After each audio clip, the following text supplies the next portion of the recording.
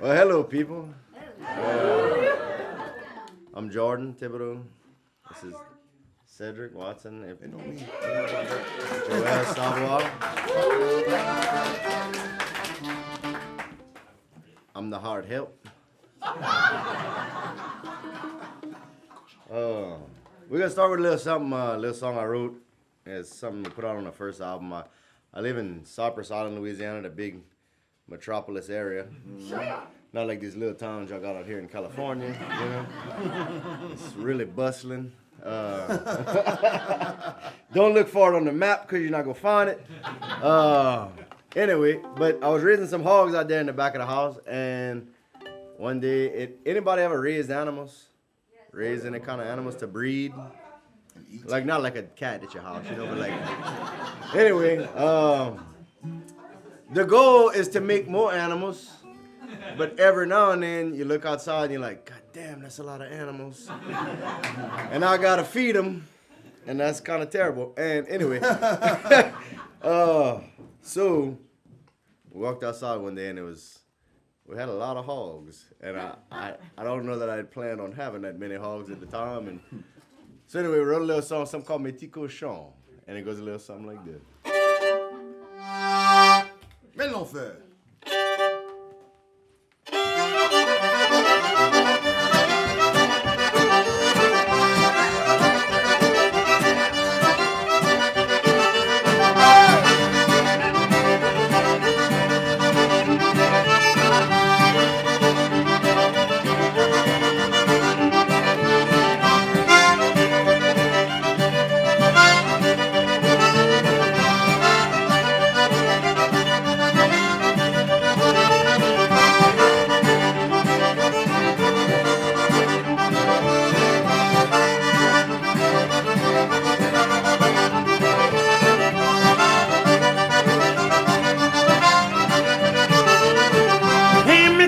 Après manger dans les bains, ils veulent chercher tous les glands et les grappacards. Et mes petits cochons, ils sont prêts à dire, oh mes petits cochons, ils vont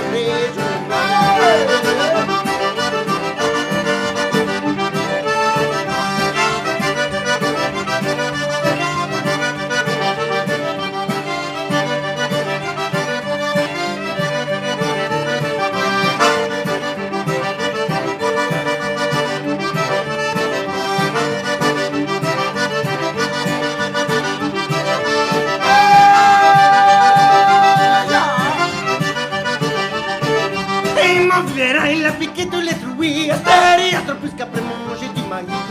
Mon verra, car quoi tu m'as fait, oui mon verra, tes poches ont plaisir.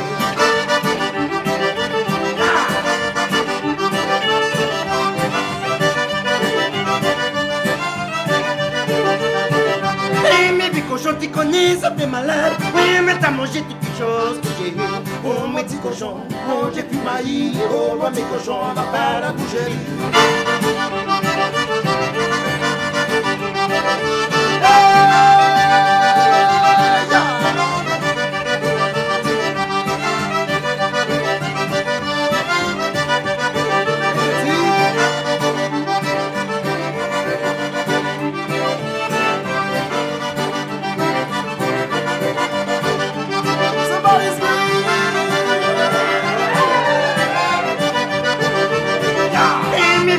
Tu connais, ça fait malin. Oui, mais t'as mangé toutes les choses que j'ai eues. Oh, mes petits cochons, mangez plus maïs. Oh, mes petits cochons, va pas à boucherie.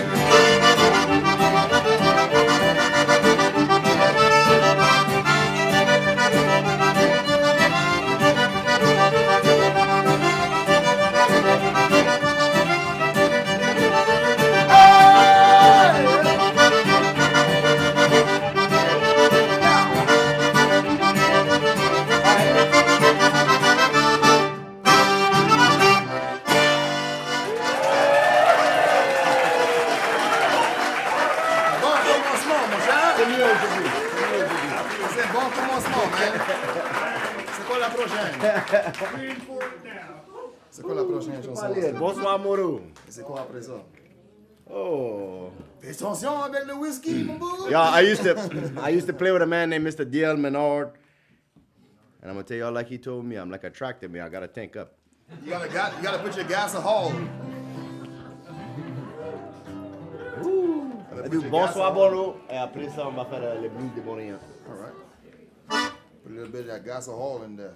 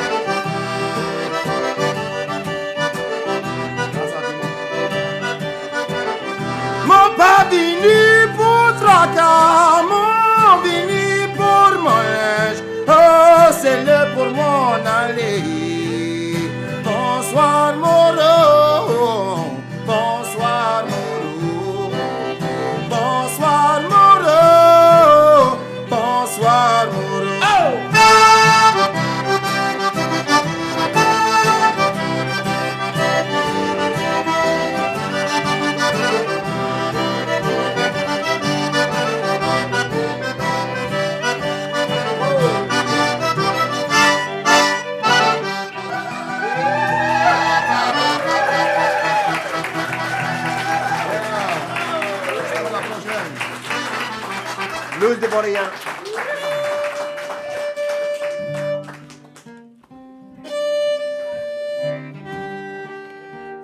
How many of y'all been divorced?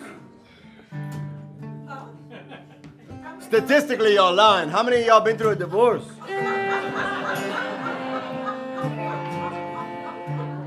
about it? Like 2 people? Is that like, y'all just don't get married in the first place? Is that what it is? Y'all gotta give me some kind of honesty, damn. How many people has been divorced? Wow. Thank you. This is really remarkable. Like, Because they ain't never been married, bro. it's clear that y'all just ain't never got married. Yes. Anyway, I don't think don't get married no more. it's fucking terrible. We are all adults, right? There's no kids here. I can't see y'all. They got a lot of light. Oh, sorry. Anyway, However, earmuffs.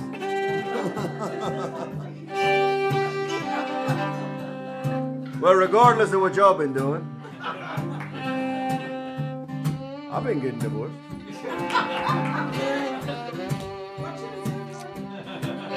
And I wrote a little something called the Blues de Bourdian. It means the good for nothing blues. Goes a little something like this.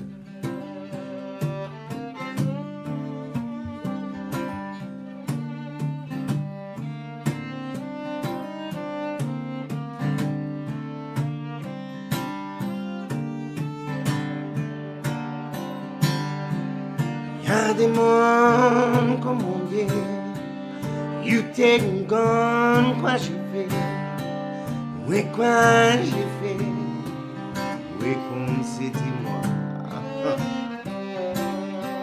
Mais tout le monde veut me condamner, et c'est un grand verre. Mais tu m'as dit il était mieux que moi. J'ai satisfait trop en même temps, j'ai dit trop en même temps. C'est la vérité. Et si tu crois que j'ai appris mon titre, Le chemin gardé.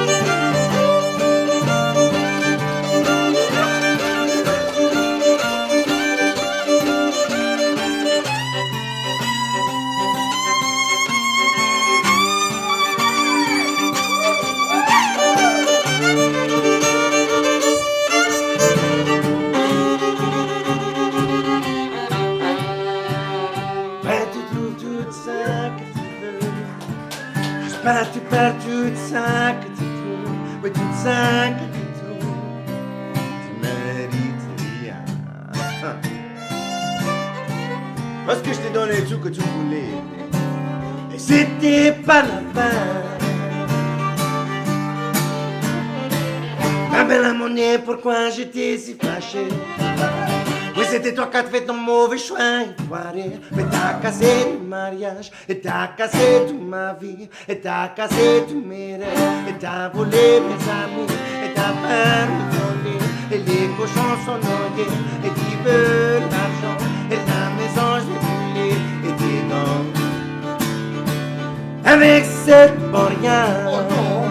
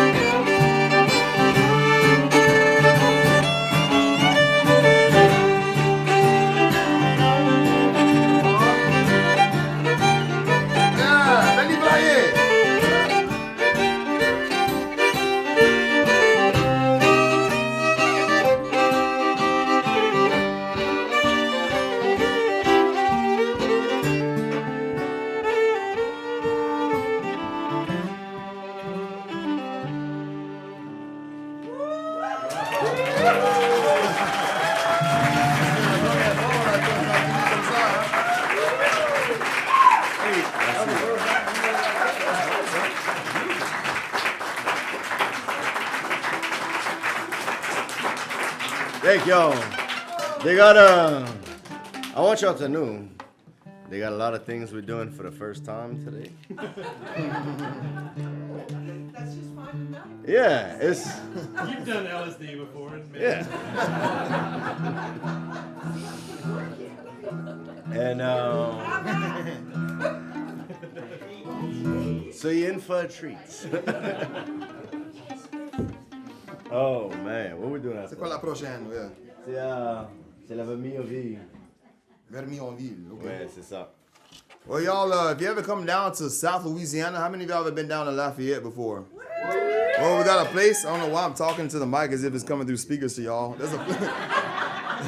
There's a place down there called Vermillionville, and I work there during the week. It's my little part-time job. It's like I basically get paid to hang out and dress up in old school clothes from back in the day. And I talk to people in French and English, and I teach them about the history of Louisiana and the region, right? How it all came together or whatever. So, well, very recently I've been getting into Catholicism. It's a very big part of Creole culture and all that, as y'all could imagine. We celebrate Mardi Gras, you know. Y'all wearing the beads and everything. So that's made to basically... That's right, y'all celebrating a very Catholic holiday. Yeah, Take that, California. No, I'm just joking. But it's also very true. I don't have my rosary on me. I can't be slapping my microphone. Excuse me there. This is... So, it's all good. But watch this. So that's what those beads are representing, the prayer beads, right? But let's get past all that part. So I've become very into Catholicism and everything. It's always kind of been around me, but that was not my religion. So I got this little chapel over there at where I work. I like to go there and hang out at the chapel. It's awesome because no one goes in there for the most part. It's the only building on that whole historic museum that ain't old from the 1800s or the 1700s. It's a remake. Anyways, so when I'm sitting in there, I get all this like inspiration. I even pray a lot and I like chant and everything. And these songs come to me. This song did not come to me in that chapel. I'm just trying to do some evangelizing. No, actually. No, this is what This ain't got nothing to do with nothing. But y'all gonna listen. I just want y'all to come join me in prayer after the show. No, it ain't that. So watch this. So what happened is I wrote this song back when I was in a French immersion camp in Nova Scotia, back in like whenever. I was 22 years old. So anyways, I'm 40 now, older. So what happens is, this song came back to me because I lost it in a hard drive about 10 years ago or something. So sitting in this chapel and my mind is clear and I'm nice and rested up and everything and feeling balanced, what happened? The song came back to me. Oh yeah. How many of y'all speak French? Well, this song says, Galabelle, elle est la plus jolie, mais les plus jolies sont pas toujours vaillantes. Ils sont pas toujours, les plus jolies sont pas toujours faciles. Et c'est la vérité, là. Mais dis pas sa maman et son vieux papa. Ça que moi et elle préfère quand les autres sont pas là. Et moi, Galabelle, elle est la plus jolie. Et les plus jolies sont pas toujours vaillantes. Moi, je connais, elle aime faire l'amour, mais ça prend de quoi? Et ça prend quelque chose de grand pour la satisfaire.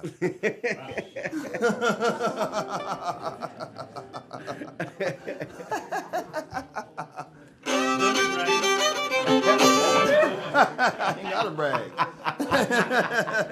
Some of us born with that talent, bro.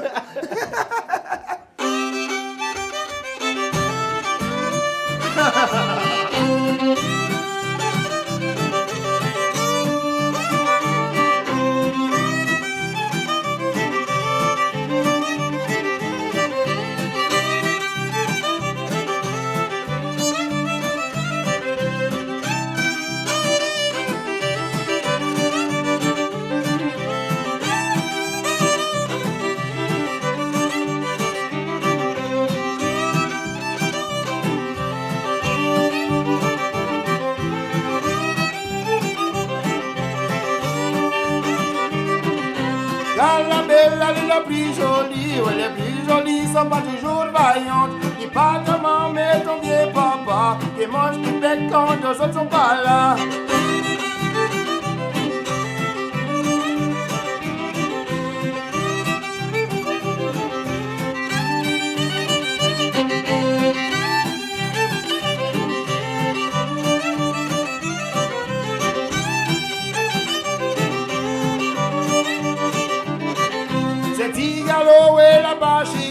C'est Tigalo et là-bas chez toi. Dis pas ta maman, mais ton vieux papa. pas qui marche. Mais quand je sont pas là, car la belle elle est la plus jolie. Oui, les plus jolies sont pas toujours faciles. Car la belle elle a fait l'amour, mais ça prend quelque temps pour la satisfaire. Ok, ça.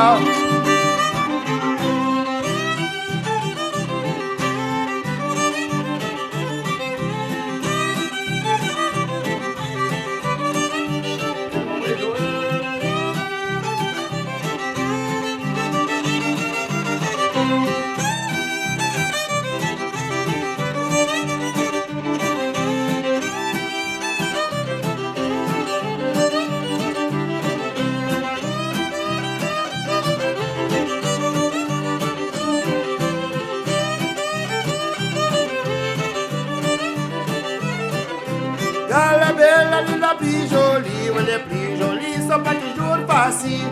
Moi je connais un peu l'amour, ça prend quelque chose de grand pour la satisfaire.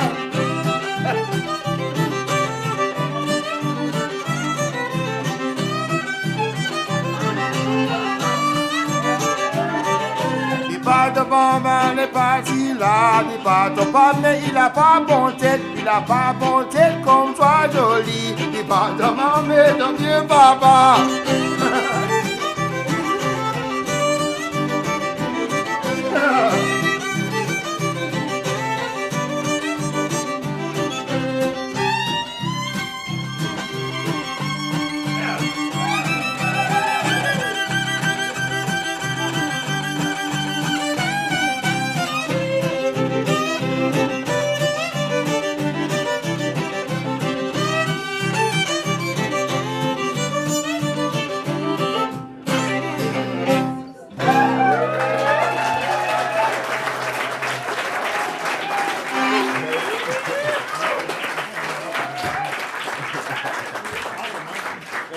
Ton papa, il a pas bon tête comme toi, So that's the first time we ever played that song.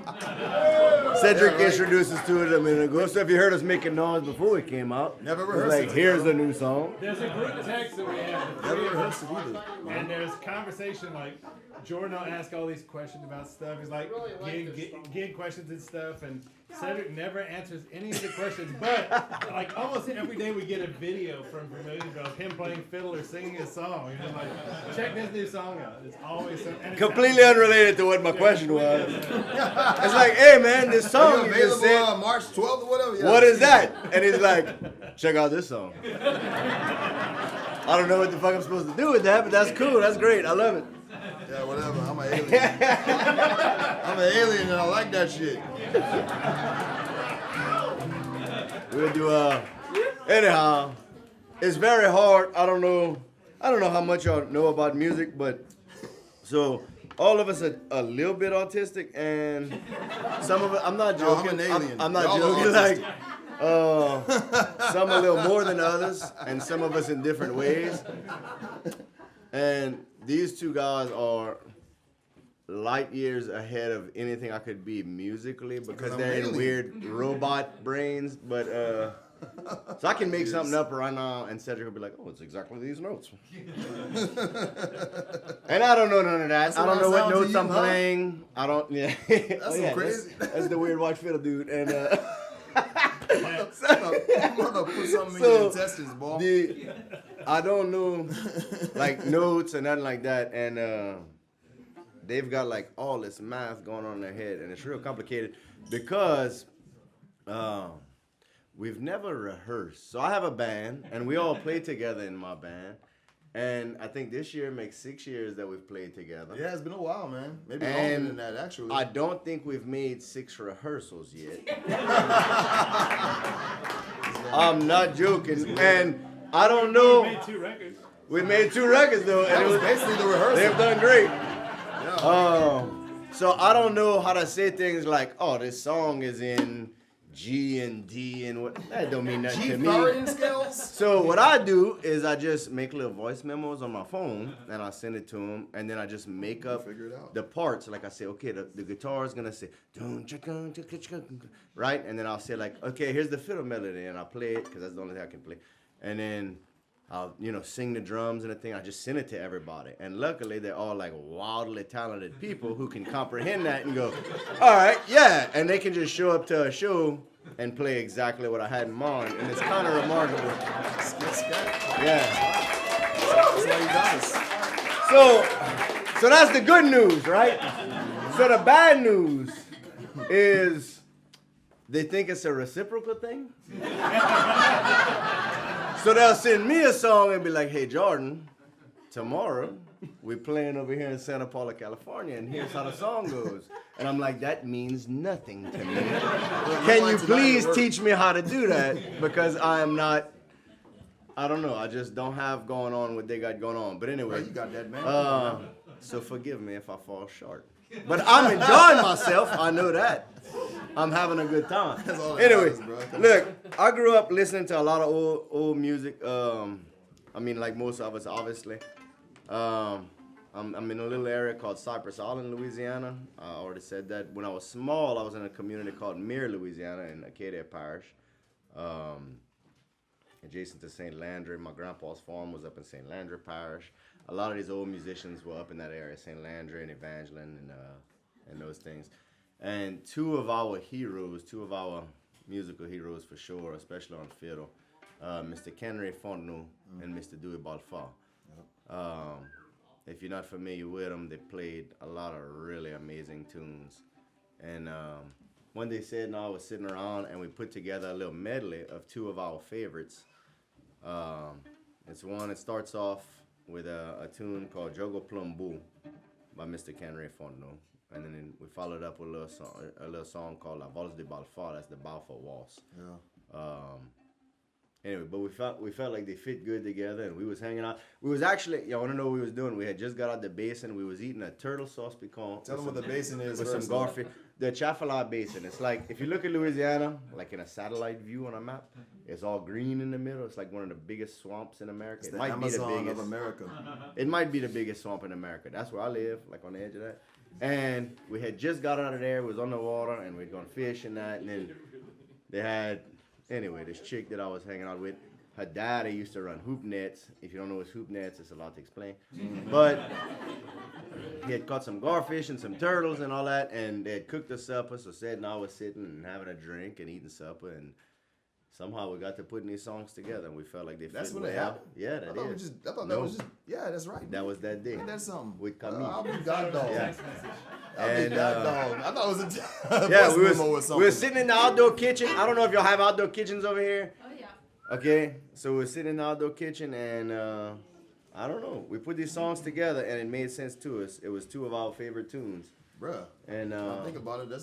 Yeah. We've been playing them together ever since. Like that. But awesome, and Jogo Plumbo. You want to tell them what's that? Well, for those of y'all that you're on a horse ranch right now, so this is important for the French lesson of the night. Le plombeau, that's the saddle horn, right? Yeah. So la jogue is the jug, right? Yeah. Gotcha. So you take that jogue and you hang it on the saddle horn, and you just take off getting drunk on your horse. You ain't got to gallop.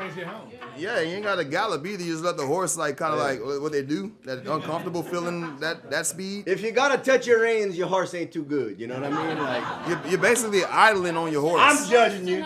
Let me just say, I'm judging. If you gotta use your reins a lot, I'm judging your horse. You're basically idling on your horse and you're drinking whiskey. So that's what this song is about. It's about a man being so drunk all the time, so many days or nights in a row, that he's basically pickled. So that's what you call bumbo cher, which means he's abominated. Yeah. So this song is from Cedric Watson, like he was telling y'all earlier. And here it goes. We're going to put it on fire. Well, I'm ready to play. This is my new fiddle I just got 2 weeks ago. I'm sorry. I know we're talking a lot. Y'all, if at any point we're telling y'all too much. Oh, I doubt they do that, Jourdan. I think they like it. You know what I mean? But this is my new fiddle I just got 2 weeks ago, and I want to play it. So, no more talk.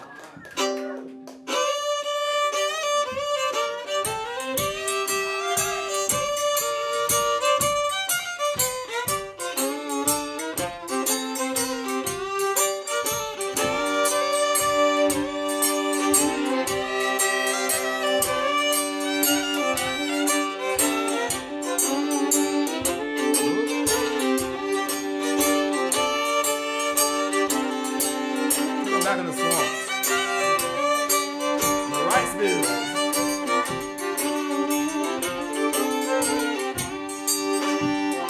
Oh, yeah, toi, Jourdan, ça t'a fait avec moi il n'y a pas longtemps. Quand j'ai roulé le chemin avec un jogo au flambeau et un caddie dans la poche.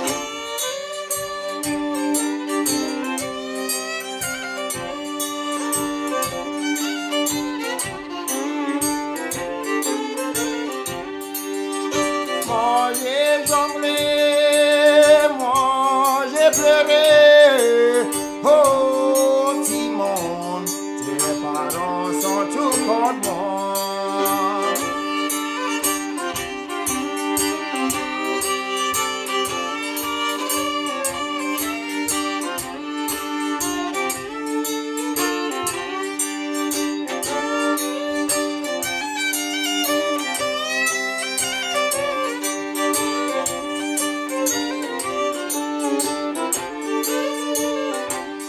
Ton papa était fâché, il t'a dit poule était grande. Ta maman était fâchée, ça m'a pris un bamboucheur.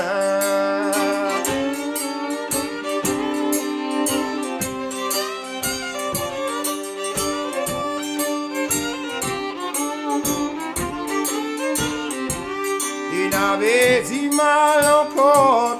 Tu peux mercier à ton papa, on a eu pour séparer. Tu peux mercier à ta maman, ça m'a pris un bamboucheur. J'ai bambouché d'une barilotte avec un jogo au flambeau, un tas dans la poche.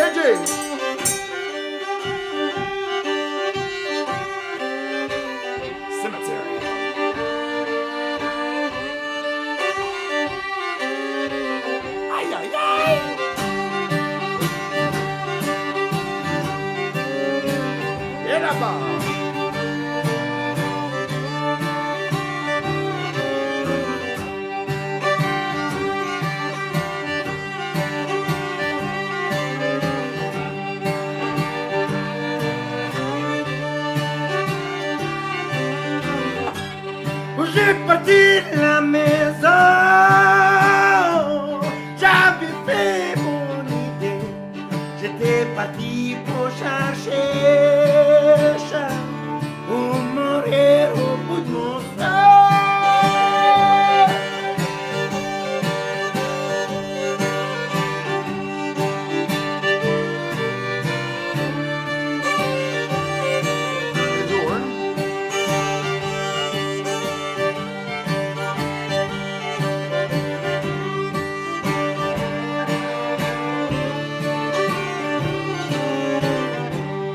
J'arrivais à ta maison, j'en ai trouvé dans des coins, ça cassé mon cœur. J'aime bien mourir que mon sang.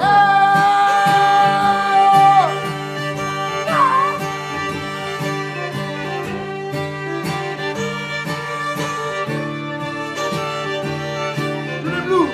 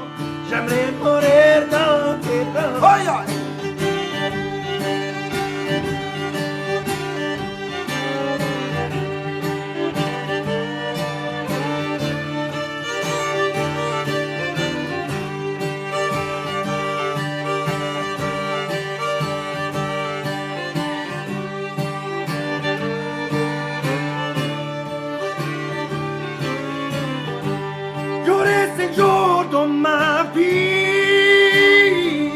j'en aurai trop dans les seins pour passer les 10 heures avec toi. J'aimerais mourir dans tes bras.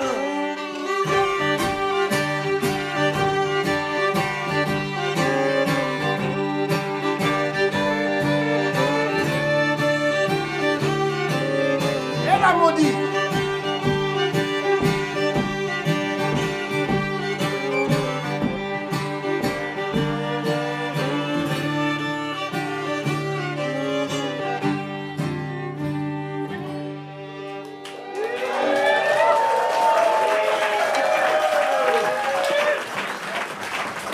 Are we on accordion now, please?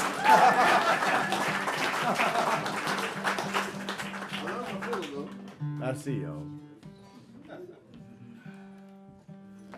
Oh boy, Jerry, keep the bosses.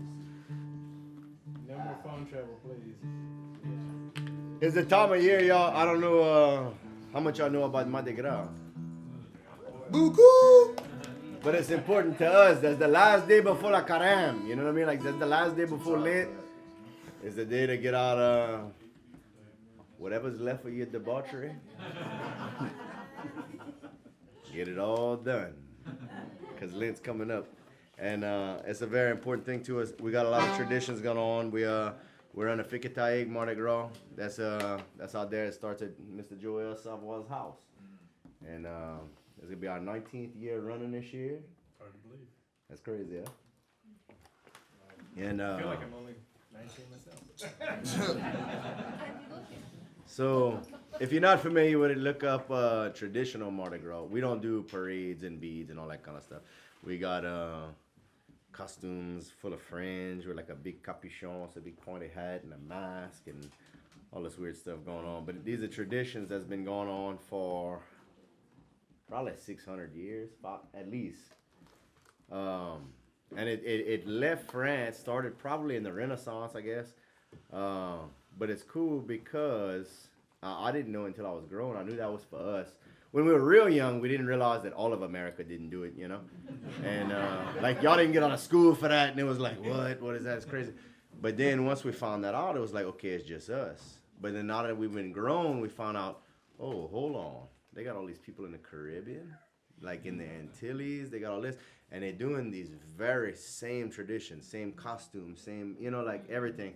So it's really cool to see. But this song that we're about to do, this is our song. It's called La Vie Danse de Mardi Gras. It's the Mardi Gras dance. My favorite. And it's something that's been passed down for, hundreds of years, you know. This is not, again, we don't do written music, you know. You learn it from your daddy, who learned it from his daddy, who learned it from T. Jacques down the road, you know. Mm-hmm. And anyhow, so it's a very cool song, and it's different from a lot of other French music in Louisiana, but just because of the chords, the tone of it, and you can hear the age in it. But it's a very important song to us. What we do for Mardi Gras, if you're not familiar, we're going to get out there, and everybody's in full costume. You're in a complete costume because you don't want anybody in the community to know who you are. You understand? First of all, Mardi Gras is the last day before Lent. There we go. Right. Now we're talking some good. Well, I said that. I heard you. Yeah. So for us, it's like New Year's Eve. And Right. In many, Catholic. many ways, Mardi Gras is the last big blow before Lent. Catholic. So if you don't know, okay, so to tie all this together so we don't look like some cuckoo people, Cajun and Creole people are traditionally, we're very Catholic people. It's the reason we exist in Louisiana. If you're not familiar with that story, most of us, like when you hear the word Cajun, that's people that came from Acadie. They were in the maritime region of Canada. We got there in the early 1600s. Our families left France, got there in the early 1600s. And we stayed there for about 150 years before the English came and was like, well, we're gonna make some new rules. We're gonna go to war with France. And then they ended up winning, and they said, okay, well, here's the deal. We won, so now y'all gotta bow to the crown. And the Acadians were like, sure, who cares, right? Because they didn't even consider themselves French anymore. They considered themselves Acadian. It's 150 years, right? Like that's not far from the age of the U.S. today. Nobody really considers themselves British or Irish or whatever the hell they came from, you know? And so they were kind of an independent thing. And they were like, well, yeah, we've been having some crown we answer to, whatever, you know? Like, that sounds great. But in the English, we're like, yeah, but you can't be Catholic. And they're like, that's cool, but like, I mean, fuck you, you know what I mean? So that didn't work out too well. So the British came in, obviously, and it was kind of a nightmare, and they rounded people up in like these really terrible ways, and they separated families, and they put everybody on like whatever boats they had available. They had like some prison ships and some slave ships and stuff that they were like, send that up from the Caribbean, and we're gonna pick those folks up. And they gradually just dispersed them through whatever places would take them. So a lot of like the 13 colonies was like, yeah, we're not trying to deal with that. Kind of like, you know what I mean? The way U.S. acts with, I don't know, Hispanics, Assyrians, or anybody damn else. You know what I mean? Same shit's been going on a long time. But Spain owned Louisiana at the time, which Louisiana was the whole middle part of the U.S. And the Spanish were like, hold on. Because they had New Orleans, which New Orleans was a big town. It was a big port. It was big. But you couldn't go west because that was all a Takapo territory. So where I live is a Takapo territory. That's the native tribe of our area. It's part of the Choctaw Nation. And I'm proud of that. That's my great-grandmother. Anyway, so they couldn't go west because if you ever look at Louisiana, you're going to see that the capital is Baton Rouge.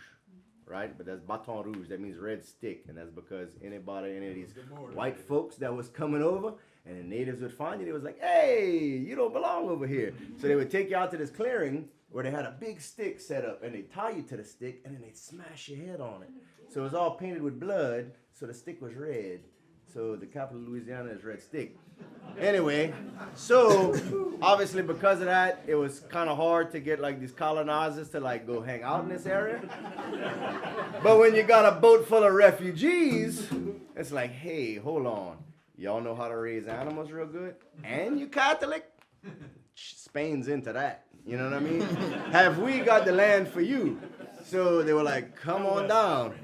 So they took them, and some of our people in Saint Domingue, which is now like the Dominican Republic, hated it. It was this area, like in little prisons and stuff. And then they took, and then others just boat straight to the New Orleans area. They settled southwest of New Orleans, and then gradually migrated to my area specifically, where I live, off the Bayou Teche. Was the first settlement of Acadian people. So once they got there, you already had French people and Spanish people and African people and German people out of New Orleans, right? Well, then I'm giving y'all a big history lesson, and I'm sorry. If you're not interested, too damn bad. But, so, right. This is every day. Yeah. So like, New Orleans had a lot going on, right? So it was like a whole big thing, but then like nobody was really going west. So some of these people started going west because they were getting like some opportunity, like, hey, we'll give you some land. It's better than being dead. And it was like, okay. Well, it worked out for the Acadians because they were already, because the French had a very different mentality than English people. Instead of saying like, oh, you native to this land, I should kill you and take all your stuff. They were like, hey, y'all know how to survive here, so maybe we can be friends. And which is what they had done in Canada, and they had interbred, made Mi'kmaq Some people. cases. In some cases, correct. Nothing is total. Anyway, Look at the results of today. That ain't what you see for the correct. most part. So they went west, and so then you had Acadian people go west, and then gradually you had Les Mondes de Couleur Libre, which was free people of color that would get out of New Orleans. They'd either purchase their freedom or they'd be bought at freedom, whatever. And a lot of them moved west because this was open land, right? This was a place you could make a life, whatever.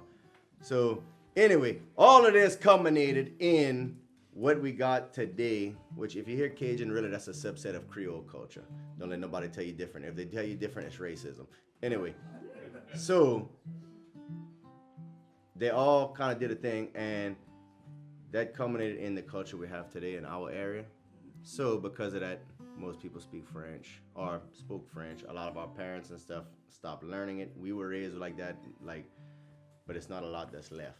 Because it was, Americans came and bought everything out. They made it illegal. We couldn't, like our grandparents, it was illegal to speak in school. You know, they got beat as children, and like, the exact way, I don't know if they got some Hispanic people here today, but specifically today. Like in 2024, like the way America acts toward Hispanic people, it's just like that. You know what I mean? It's like, you don't speak the right language, you're not the right religion, you got a lot of shit wrong. It's pretty much the same. So that's how our grandparents lived. and our parents. And then, so because of that, you ended up with a lot of like these Americanized kids, right? That was just trying to get by and do whatever they could, which is also why you end up with a bunch of Creole people in California, because you had Pas Blanc people that was like, you could pass for white, because a lot of them was mixed. And if you could pass for white, it was like, let me just go somewhere new and be Pretend like, I'm white. yeah, we white people, you know what I mean? And they're like, all the people in California didn't know shit, and it was like, oh yeah, come on, white guy, you know? It's like, so, you know, you got to start a whole new, that seems funny to y'all, but that's some real shit. what happened. And you're talking about life or death in them days, But you know even what I in mean? Louisiana, there's a lot of families that consider themselves to be white people. Correct. You know, that's the way they grew Correct. up, but they're actually colored Correct. people if you go back Exactly. in time, you know? Like my grandfather was a white man, you know what I mean? But like, Not from what I saw. you know what I'm saying? But like in Louisiana, he could be like, oh no. But if like he came right here, but like if you got any kind of thing but white in you, you look at him and be like, you ain't white. Call that dude." off-white. Like, you know, like, you know, That's we know you Louisiana know. white. Anyway, so all of this to say, there's this big group of mixture going on that created who we are, and but it's based in French, and the majority of religion is Catholicism, and because of that, we still celebrate a lot of these old traditions, but they all got mixed along the way. So we'll have like these old French Catholic traditions with like this wild African influence, and then these native See, chants. to that got him, it's mixed in. French mixed with everything else, but to me, it's African mixed with everything Oh else. yeah. No, for sure. That's the way I tell the story. See, that's the way he tells it. French is the language. Time out. French is the language. A lot of the food, music, this and that is African. The majority. A lot of like random customs is native. A lot of the seasonings is Spanish. All our meat making is German. Like it's a real weird mix of shit. So, but it all came together. It's Mardi Gras. It all came together and made Mardi Gras, goddammit. That's right. And look, I think it's important for people to understand. I can sit here and sing you songs and be your little monkey with cymbals all day long, but it's important for you to know who we are as a people. These are my ancestors.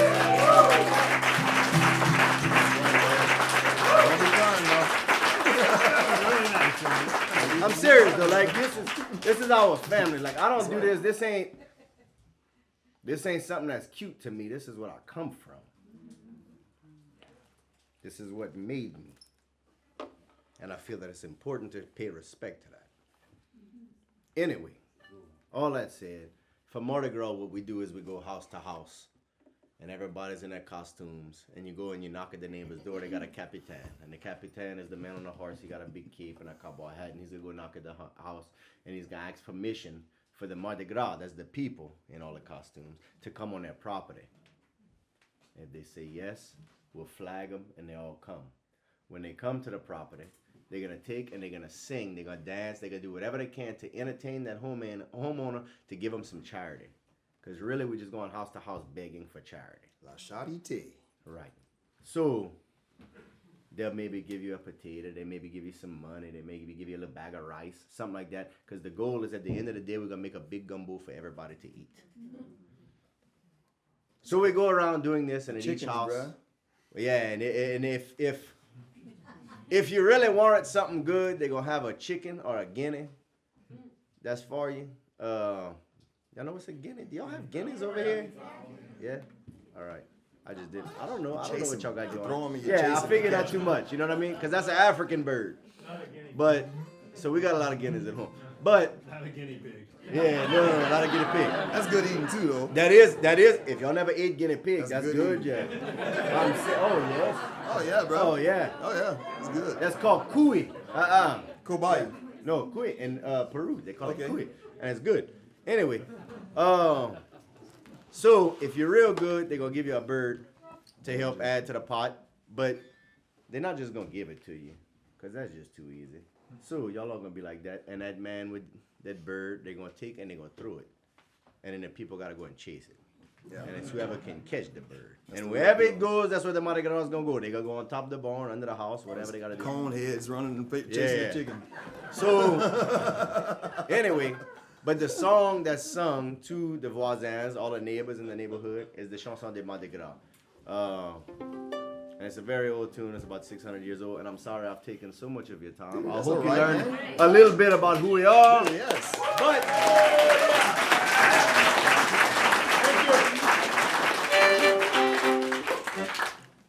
important to note that Mardi Gras is a week from this coming Tuesday. Oh, yeah. That's right. It's We're early, all going too. home to an insane week of Yes. playing gigs. The event that he references, Fikataik, is the area that Yeah. I lived 19 years ago. Pray Me for and us, my please. friends started a big Mardi Gras run. Jourdan is now our Capitan. He rides on horseback, controlling 700 to 900 people. We go through That's the a lot of neighborhood work. that I grew up in. I'm 7 generations deep on that same land. It was the original Spanish land grant from the Acadian, as when we came down. And this is a very important thing for us. It's not, you see on TV, it just looks like this wild kind of party time, especially you see a lot of New Orleans stuff. We're not New Orleans. Nothing We like have to that tell people that. at all. Yeah. We're very not For that. us is a very spiritual, powerful time.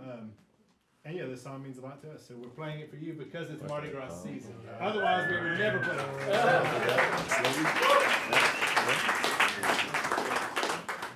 It goes like this.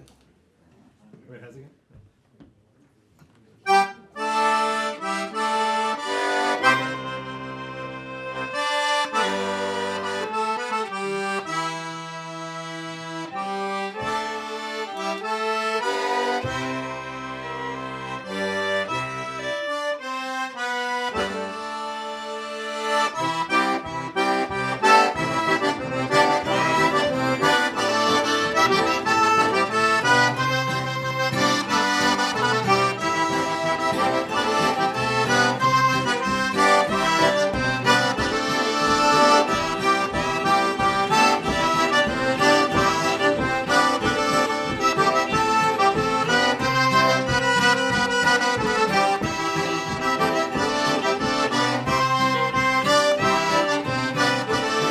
Elle m'a dit grâce, elle vient de tout partout, tout le temps autour de mon yeux.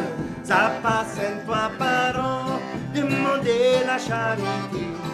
Quand même si c'est une patate et des gratons. Elle m'a dit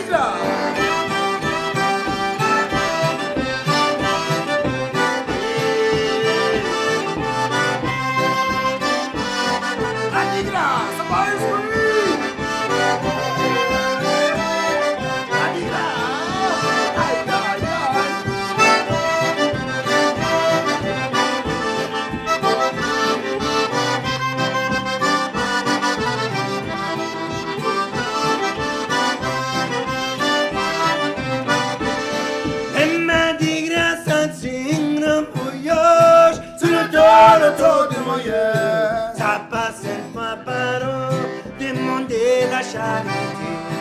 Quand même si c'est un mec ou trop que ton mari.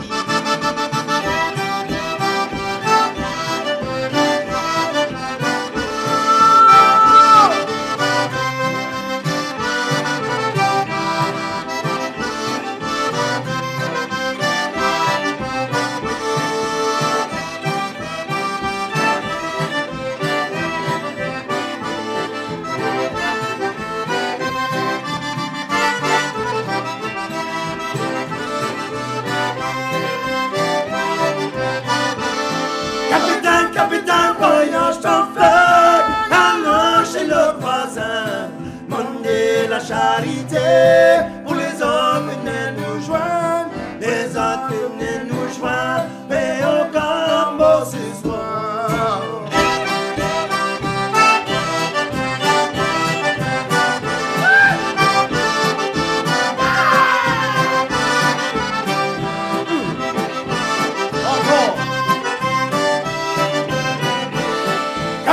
Capitaine, voyage ton flag, allons chez l'autre voisin, demander la charité, pour les hommes viennent nous joindre, les autres viennent nous joindre, mais au gambo ce soir.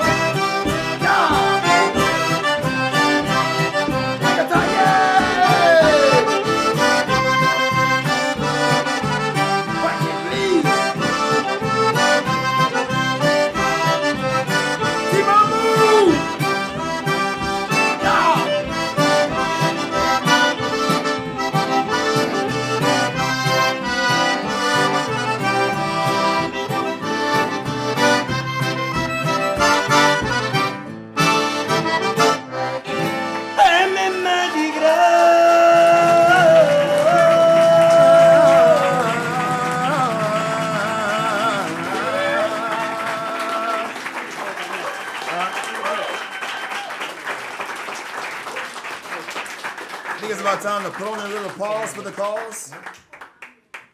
I'll put it. Well, we're going to take a little time to put on and pause for la calls. That's French for take a little pause for the calls. And it's the exact same Very words. Isn't that funny? Except for the la part. Comme tu veux. On va ajouter les autres on a sauté Midland et aussi c'est aussi j'aurais tout dépensé. C'est ça qu'on a besoin d'enregistrer. Yeah, but ça c'était presque une heure.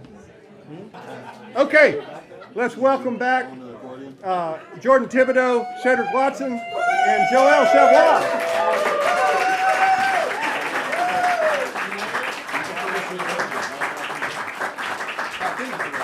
Oh, okay.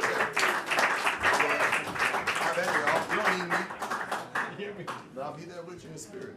So if you look at my record and you see they got a little person on the front with a gun and a flower and all this, and a lot of people was like, why you pick this weird image? That's my great grandmother. And that picture was taken in 1918 in Rain, Louisiana. It was the year before she had my grandma, but she's in a man's suit with a little hat. She's got her little revolver.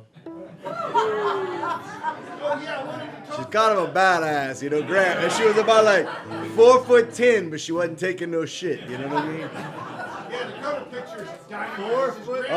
Oh yeah, no. So it took me a long time to find out how tall she was because my grandma, if you'd ask her, she'd say, oh, elle était petite comme ça. Mais how tall was she, maman? You know, you'd say, how tall was she? You could eat soup off her head. As if that was a measurement, you know what I mean? Like, and it was the same answer every time. How tall was Graham? You could eat soup off her head. I don't know. So she was a very small lady, but she didn't play no shit. And anyway, a lot of people in that area that was in Acadia Parish. There's actually a really cool documentary about that, which actually is fitting for this next song. It's called "Looking for Trouble." So I'm being very serious. Where we grew up, where I grew up in a little community called Mir today, but it's adjacent to what's known as Marais Boulard, and Marais Boulard was a very well-known community in Acadia Parish. So until my parents' generation, like including my parents' generation, what you picture when you picture the Wild West was very much how it was. Like you had a problem with somebody, you just fight to the death. And people fought a lot. We were raised fighting a lot.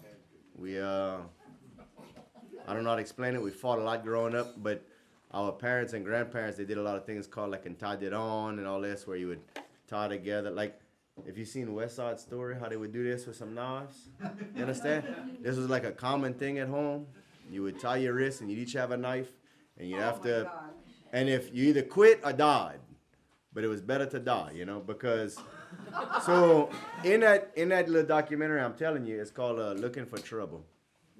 They had a man that was a Marais Boulard, and he had gone at the bar, and another man who I used to play music with, Mr. L.J. Bellard, it's an interview with his mama. And she was young when it happened, and she said it was a man showed up on a horse at her house, and he said, oh, they talking to her mama, and said, oh, they got a man challenge your husband at this place. They challenge him, and I mean that's literally a fight to the death. And when they came and told the wife, you know, like, hey, like this is serious, you know. And she turned around and said, tell him he better not come home no coward. Wow. And the daughter was sitting there. She said, I was crying. I said, Mama, don't say that. That's Daddy. She said, he better not come home no coward. Because it was all about honor. It was all, if you know anything about like Japanese culture, that's the closest thing I can relate it to, like old Japanese culture. You represented your family. Every individual represented that whole family line. And it was very clannish, and it was very unforgiving. That's a good word. But we grew up, it was tough. It was different. You are getting divorced. You're not murdering your ex-wife. No. You don't murder the women. Let me tell you something. If y'all don't know nothing about South Louisiana, one. We suckers for some pretty girl. And two, we have a lot of really pretty girls. But three, and most importantly, we got some dangerous ass women where I come from. You understand? It's not like a lot of other places. I'll fight him all day long. But I ain't gonna fight my damn woman. No. Oh, she'll kill you in your sleep. She'll kill you right quick. It's different. It's honestly, it's a crazy thing because, so the best way to explain our culture is, we always say it's not the southernmost part of the U.S., it's the northernmost part of the Caribbean, right? It's true because we're very much a Latin culture, just like the Caribbean, just like Latin America. So because of that, there's the same things of like machismo and like the men are men, you understand? Women are women, men are men. But at the same time, we come from a very matriarchal culture. So it's very weird because you have these very set rules of roles, which, like especially when you come to a place more like California, that's not really something you want to brag about, But We're on our best behavior. But the thing about it, people look at that like a negative and they're like, oh, that's a negative. But let me tell you something. In South Louisiana, you got all these different names, right? So like I'm a Thibodeaux, that's a Savoy, whatever. And our family's been doing this for many, many, many years. But we got families like Romero's or Dennis McGee or Kenry Fonneau or somebody that these old people whose families technically may not have been part of these lineages. But the reason they speak this language, they play this music, they do this, is because you did what mama does. That's law. You understand? So it's a matriarchal. Oh, look, the culture comes from mama. Yeah. Like, daddy might lay the law, but who you become, oh, that's mama. Well, And that's law, cat, So, anyhow, but we, so that parish that I come from when I was small, before I moved when I grew up, was Acadia Parish. And it definitely has a history in Church Point, Point Noir, and all these other Marais Boulard, all these communities. It was definitely a very violent place. And to give you an example, when I was 15, 16, my sister started dating a fella. He was a bull rider, cowboy, a man, you understand? But he came from Youngsville, which was in southern Lafayette Parish, a couple parishes over. And we're grown-ups, huh? Yeah, everybody's grown.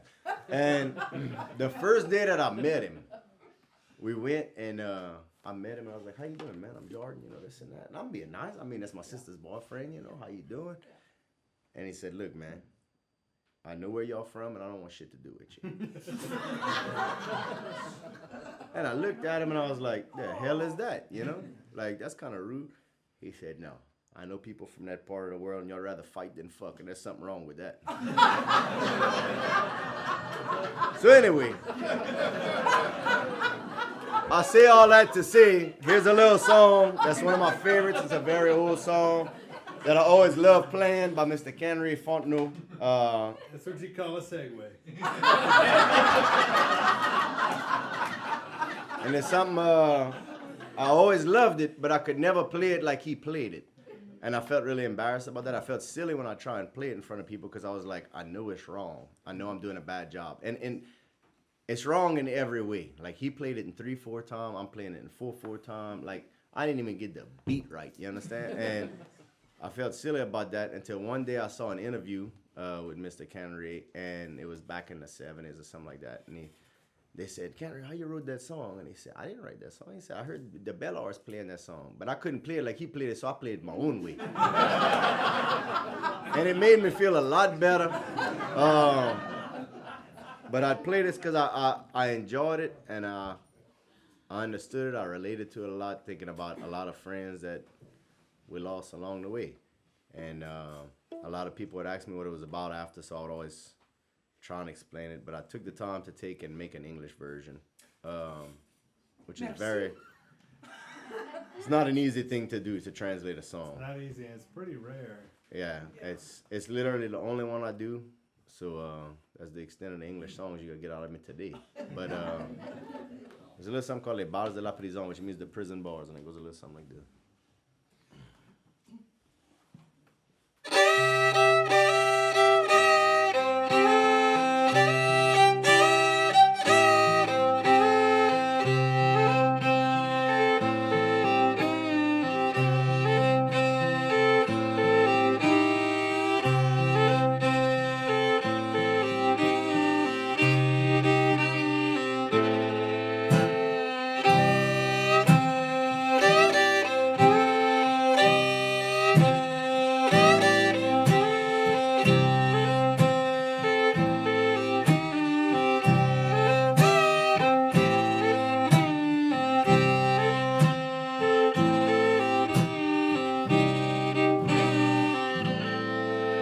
Goodbye, cher Raymond, et bye-bye, pauvre Yvon.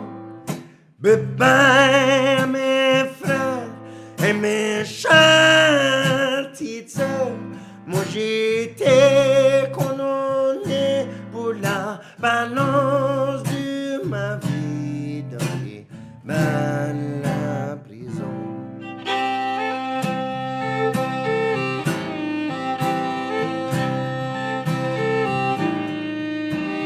Moi j'ai roulé et je m'ai mis à mal faire.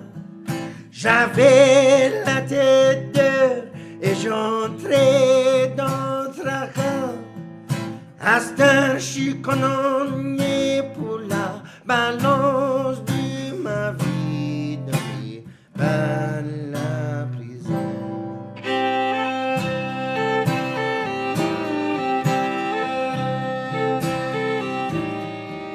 Ma pauvre vieille maman a ça mis ses genoux avec des mains sur la tête en pleurant pour moi.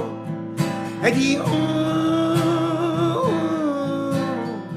petit garçon, on va jamais te voir, pas t'aider condamné pour la balance de ta vie dans les mains de la prison.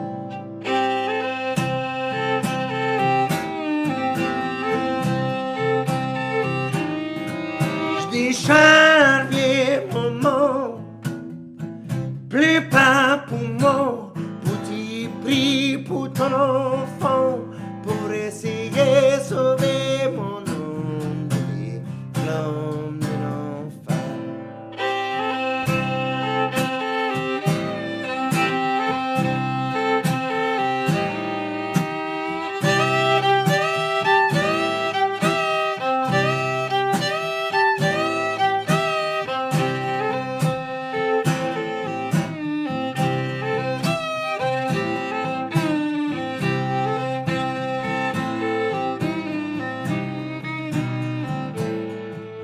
Goodbye, dear old mom, and goodbye, poor old dad. Goodbye to all my brothers and the sisters I had. 'Cause I was condemned for the rest of my days to the penitentiary.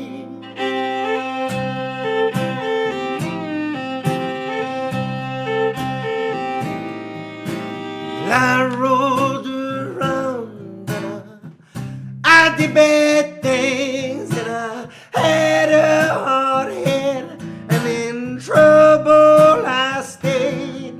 That's why I was condemned for the rest of my days to the penitentiary.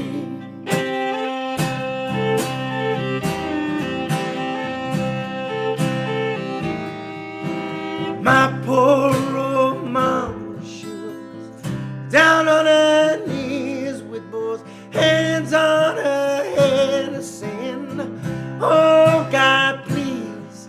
She say, ooh, hey, my little boy, I'll never see you again, 'cause you was condemned for the rest of your days to the penitentiary.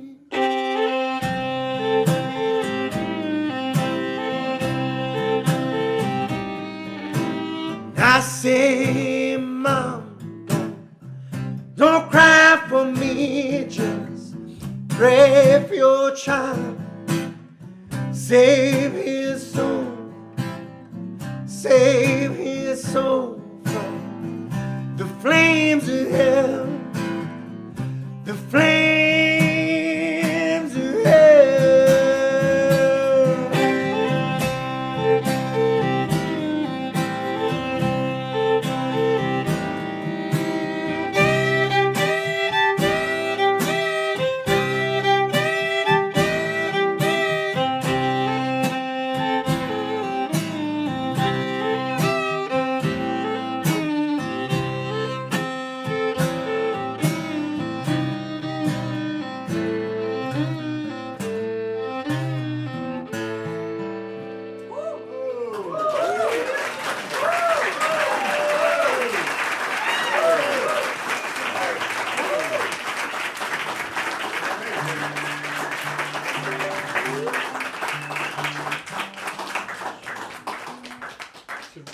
Like to call up Mr. Cedric Watson, the one and only. What's going on, man? I actually missed y'all for a little while. You know, we spent 5 hours all stuck in a little compact car together, huh? So since you have that little small set list there on your cell phone, tell me, what are we playing next? We ain't gonna do no little war strategies like group up like this, you know? Where's David? So, Cedric, who made your squeeze box? So Leland is his name, the guy that made it. I actually don't know a lot about him, but Leland Colligan. I'm not sure. Can y'all help me out with this? Ellen asked me a question. She said, "Who made this accordion?" Leland Colligan. Leland Colligan. Colligan.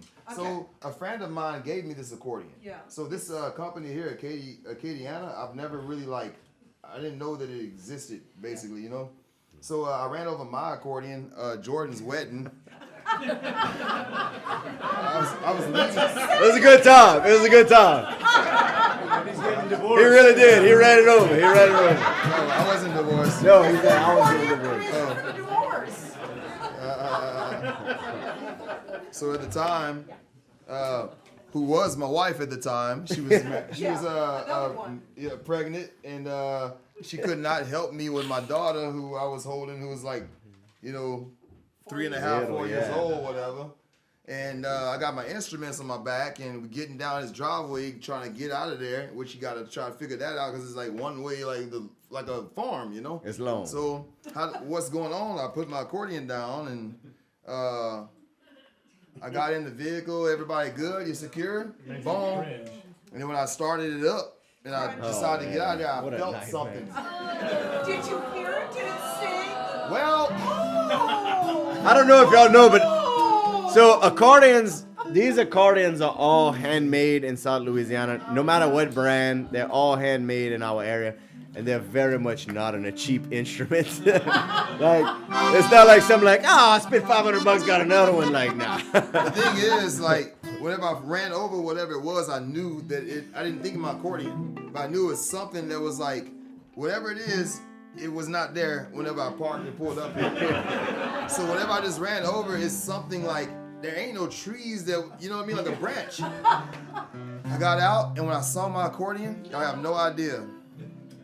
You have no idea. When we got back over there where we were living at the time, which could have been about 3.5 minutes for him or whatever. So we get over there at the house, and I'm just everybody's asleep. You know, it takes an hour, to get everybody, save them. So basically, it was starting a thunderstorm, a bunch of lightning. I ran outside, back in the woods, and I like slipped into like a mud hole, whatever, like fell. And I was just like, I just cried like bad. And the thunder got worse, like whoosh, and like rain. But anyways, so Jordan bought you a new accordion, I hope. No, my friend Gerard, who was actually, remember earlier we were talking about the Creoles that landed here and people that like grew up here, born and raised, and their families from Louisiana. Okay, so my friend Gerard, who was born in Louisiana, grew up here, one of those Creoles, Landry. He played music around even with a band in California. Another Landry. He gave me this accordion. Hey, that's my family too. Yeah. Easy now, easy. But it just so My happened he family's gave Landry. it to me before I ever ran over my own. You see? So that's God. You That's see? God. That's God. That's why I believe in God. Won't he do it? Won't he do it? And that's why I believe in charitable love. So I wrote this song back in, my grandmother died 2008, but also Mr. Boisec Ardouin, he died in 2008, who comes from a very special family in the history of Creole music and the history of French music in Louisiana, period, you know? Yeah. I had the honor of actually living back with their family back there in Dural, Louisiana, and hanging out with the guy. He's like 92 years old at the time. So he passed away the same time that my grandmother passed away, months, you know, apart. So Joel Savoy here, who y'all see on the guitar, his dad is also, in my opinion, the best Louisiana accordion maker. Yep. He has a record label called Valcourt Records, and Corey Leday, another great Zydeco musician from Louisiana, and I, we're the birth of that record. Right. 2006. Yeah. Very first record we ever made. Yeah, he asked us 2006. 2006. We're almost 20 years old. Yeah, he asked us to record with him, and that's 3 years after I graduated high school, you know? That was a bad son of a gun. Wow. So watch this. It goes on that I recorded my own music, because I used to play in a band actually with his brother, Wilson Savoy, in a band called the Ponley Boys. We founded that group together. Yeah. So at first we were the White Mule Boys, you know? But I ain't looking like no white mule. So I know that damn much. But I was actually talking about whiskey though. That's what I'm talking about. So watch this. So I started my own band or whatever too. And we recorded my first solo album with Joel Savoy and Valcourt Records, and recorded many more. And they were Grammy nominated and such. So that means that people that like music or whatever, judge music, they like my music. It's like, thank y'all. Even though we might not get along, or I might not like them, I guarantee you, since you like my music, you know, good enough. That's good. So this is a song I wrote. The music is inspired by some old Creole players from Crowley, Louisiana area. But on the way to the studio that day, to go record at his cousin's studio, Scott Ardouin in Ville Platte, I wrote the words in the vehicle without even writing them on paper. Yeah, I'm bragging about that because now I got writer's block. You know? He's lying. Let me tell y'all, you want to know why he's lying? One of the songs we played it last night. It was my first time playing it. Because on the way here, he showed me a video. I wrote this song at the red light the other day. And it was a video of him in the driver's seat with his seatbelt on and his accordion. Wrote a whole damn song at a red light. And we had to play it at a show yesterday. And that's real shit. At a red light. So it's coming back. It's coming back, my writing and Anyway, stuff. It's coming back. we didn't play a song. We talking to them. That's good, you know? That's good. That's You gotta good. understand this. Like, Good. where We we making from, man. friends. Making friends. Making friends. You know what I'm There you saying? go. We'll always be family forever. That's right. That's right. True friends. That's right. That's a True Friends commercial right there. So I wrote this song called Les Haricots sont pas salés. Les haricots sont pas salés means things ain't going so good. So you ever say comment ça va in French? How are things going? Ça va bien, ça va mal. Okay? Comment les haricots? How the beans? Well, les haricots sont pas salés. They ain't That means salt. they ain't so good. They ain't got no salt. Ain't no salt in the salt. beans. That ain't good. That ain't good. That ain't So it good. goes That's like bad this. news. So my melody that I wrote there, I did not write the melody actually. I wrote the accordion part on the accordion. I did not write that. I took another tune and I added to it, made a B part and different variations of it, and then I wrote a melody with the words or whatever, made my own words, because there was no words to this. It was just a groove on the accordion. So this is what came about and what was born. What hatched from the cocoon.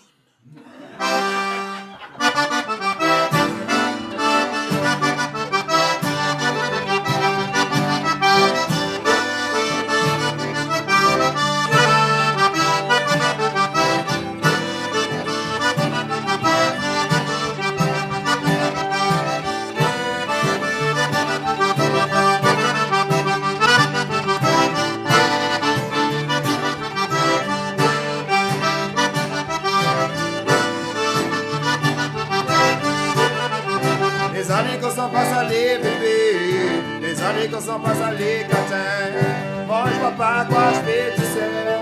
Les années qu'on s'en passe à les bébés. Oh, oh, oh, oh, oh, oh, oh. Come on, come on.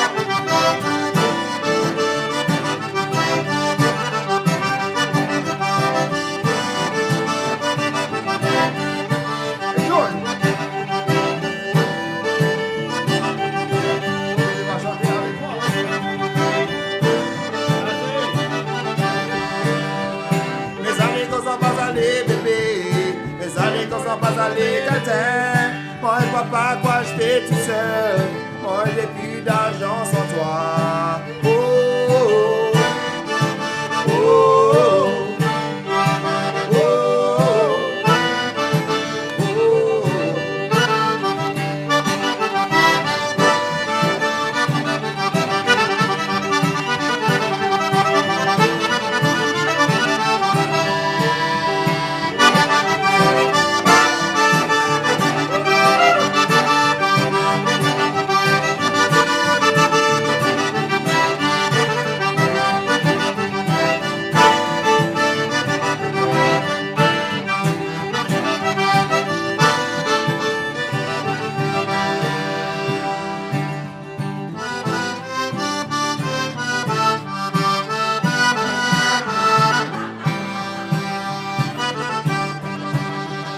Mes années qu'on s'en passe à les bébés, mes années qu'on s'en passe à les monnaies. Moi je vois pas quoi je fais tout seul. Moi je connais qui va mourir. Oh, oh, oh, oh, oh, oh. Mes années qu'on s'en passe à les bébés, mes années qu'on s'en passe à les catins. Moi je connais quoi je fais tout seul. Moi je vais te voir après fondre comme ça. Oh, oh, oh, oh, oh, oh, oh,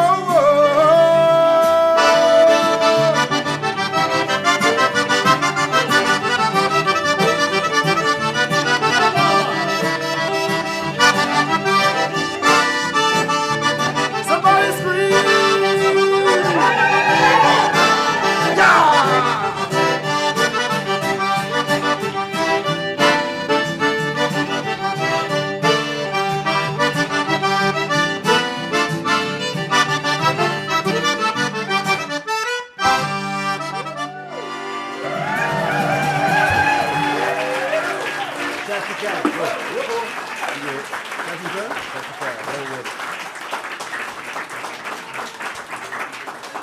So I want y'all to go and look on iTunes and Amazon and buy these songs you're hearing. Yeah. And then whenever this album comes out, know that you were here this night and buy that one too and spread it around and get other people to buy it. Oh, because we are recording tonight. That's right. Yeah, we record. I don't know if y'all know that we did. This is a live recording. In the event things go well, So they did not announce that already, right? you will It be did, recorded yeah. for prosperity. Boom. Posterity. Hang on. I don't know which one of us is talking. Anyway, go ahead. Te paré? Wait. All right. So this song right here has a lot to do with someone that I fell in love with back in my 20s. And she had to go move back to French Canada or whatever. and I had to make a decision, you know, this and that. And she had to make a decision. That's how things go. So anyways, so it hurt at the time, yes. But it damn sure don't hurt no more when the song kicks ass. So this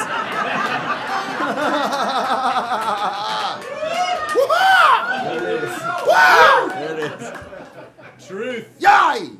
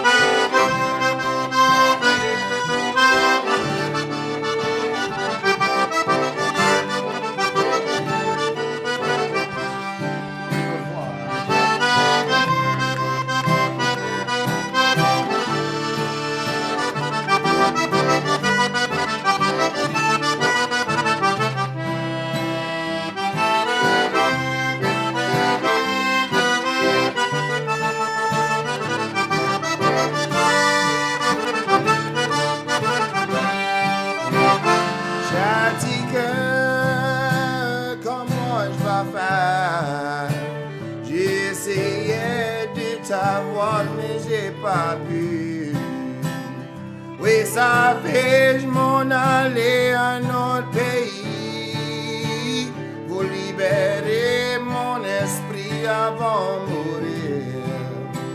Et tu connais, ça fait du mal que j'embrasse ça. Oh yeah, et toi, chaque jour rose.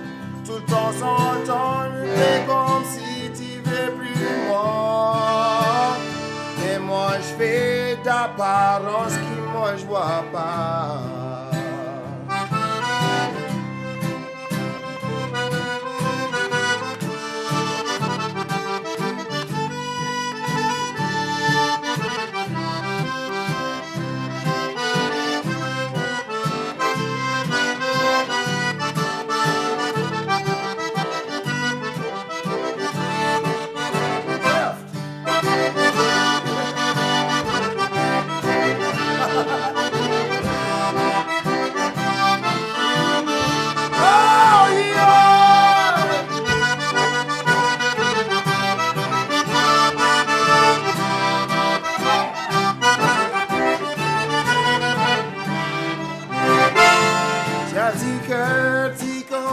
Ça fait du mal. Oh yeah, change rose. Mais je connais le grand soleil va briller quand même.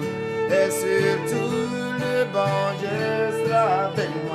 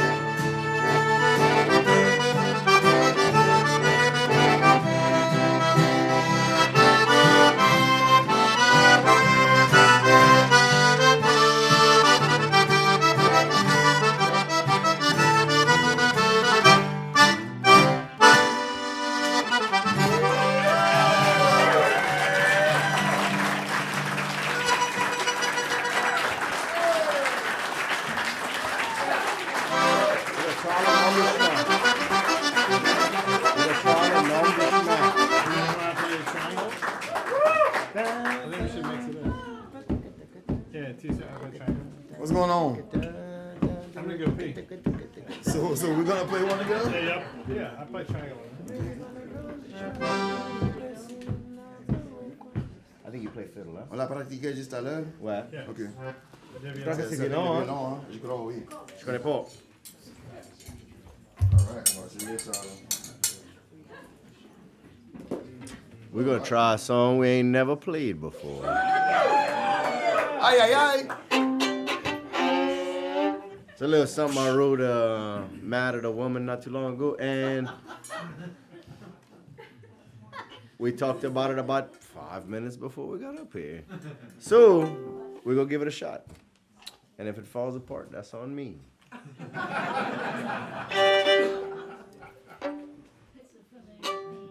Tu veux essayer? Oh, moi, je suis né pareil.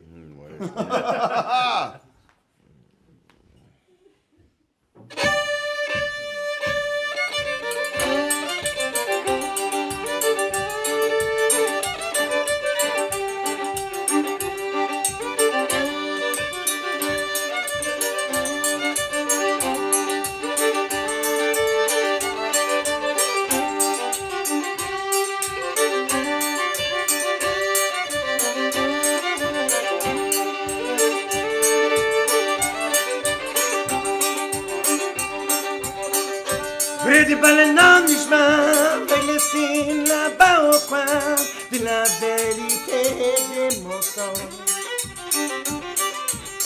Tu n'as jamais rien que je dis, mais c'est comme ça que je voulais dire. Étranger, jamais vu ta boule cristal. Oh!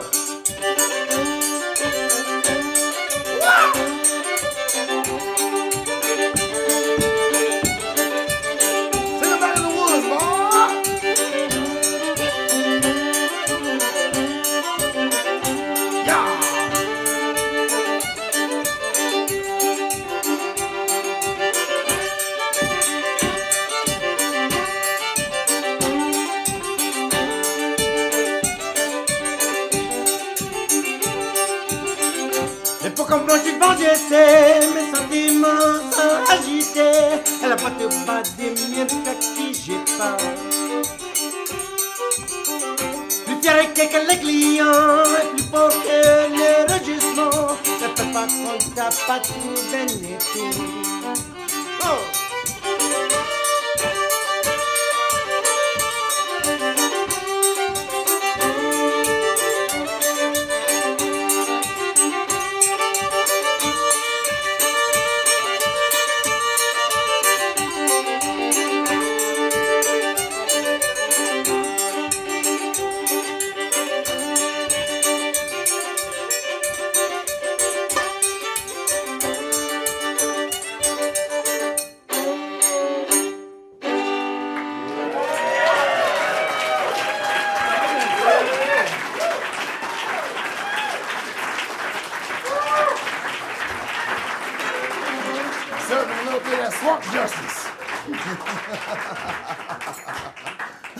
Not perfect, but we survived. That's it, man. That's it, bro. That's all right. You That's know? all right. That's all right. We take it. Ain't We nothing take gonna it. be We take it. perfect. Come on now. Let's do hey, you take this.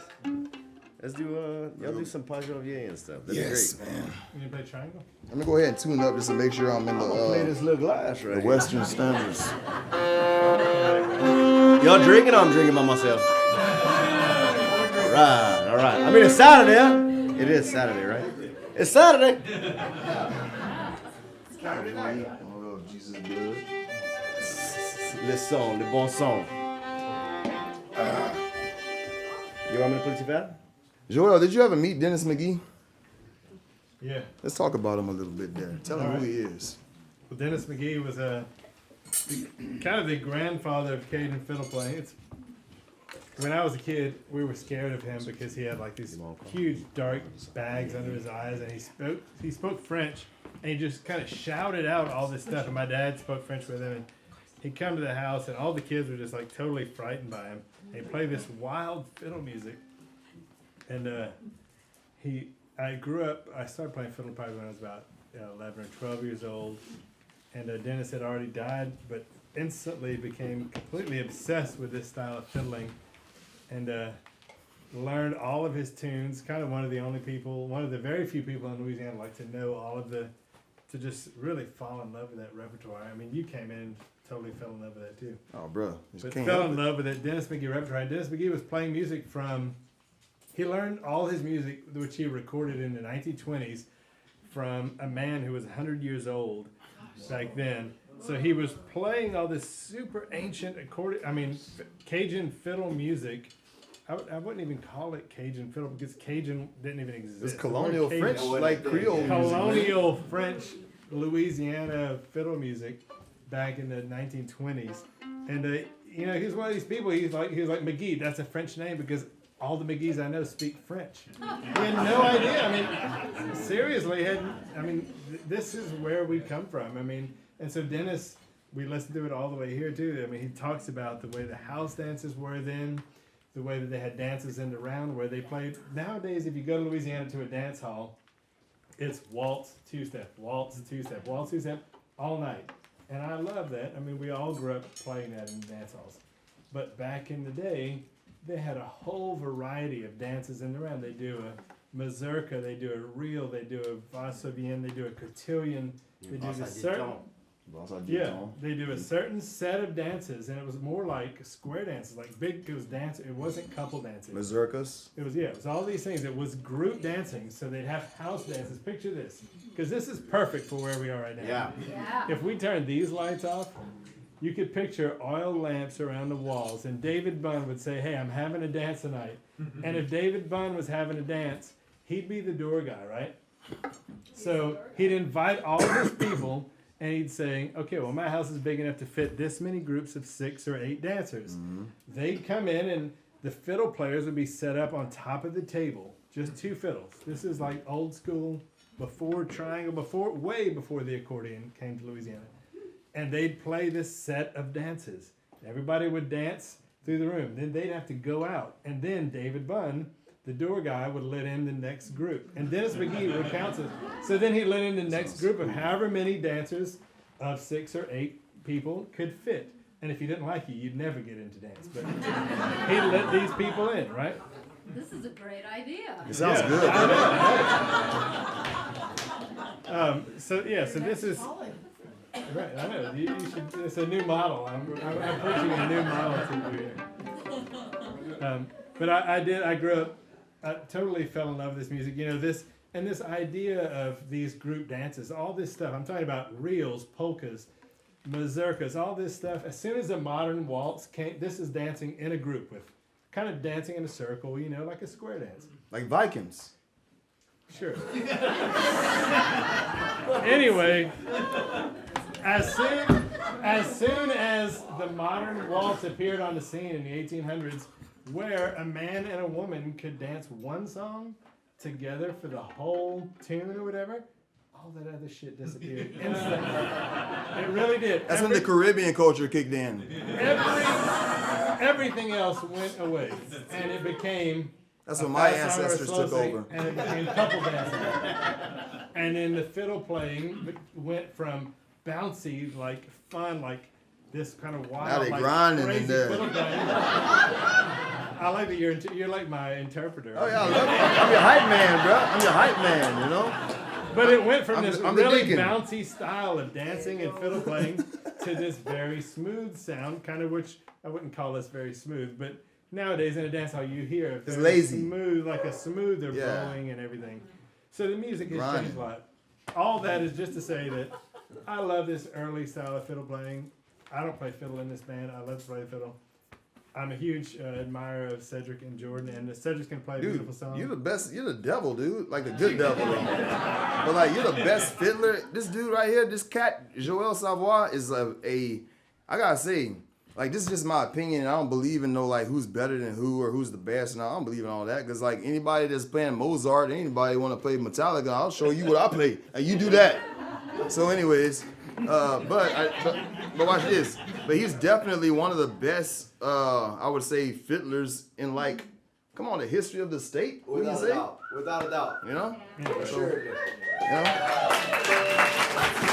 Make some noise! Hallelujah! Hallelujah! Between the two Hallelujah. of them, I'm lucky enough to say I'm assuredly the worst fiddle player in my band.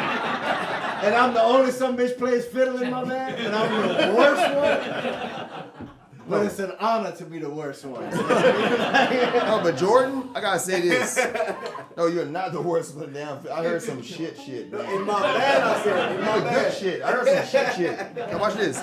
Has Alan tried the fiddle? We don't know. No, I'm not trying. I'll be real, you know. I'm not gonna sit there and try to put people on these like who's the best fiddler scale. But Jordan, you gotta see this. How many fiddlers do you know who are original? You sound like Jourdan Thibodeaux. Who else can do that shit? So you gotta step up to another fiddler, you know, and know in your brain that he can't sound like you. Can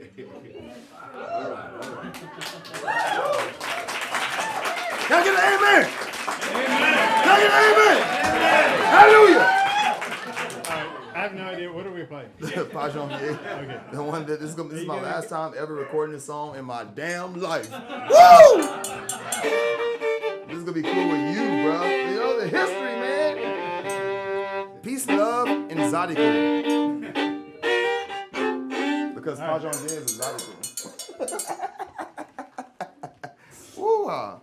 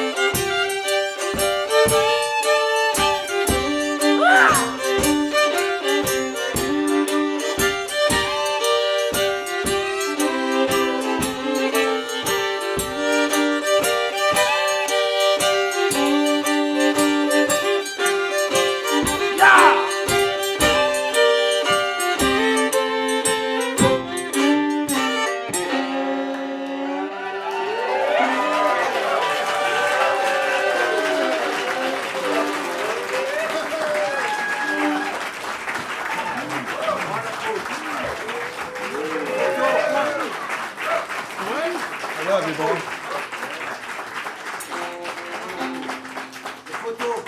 Oh, yeah, Porto Coin. Wait. Okay, I don't really play. The corner Go ahead. post. Just play it. Yeah? I'll follow you, I guess, yeah. Yep. Sound like trash, you know? There you go. It's called The Corner Post, written by a friend of mine named Peter Schwartz. He's from Dallas, Texas, I think. Austin, Texas. He wrote this tune, and he played with Steve Riley and the Mamu Playboys. It goes like this.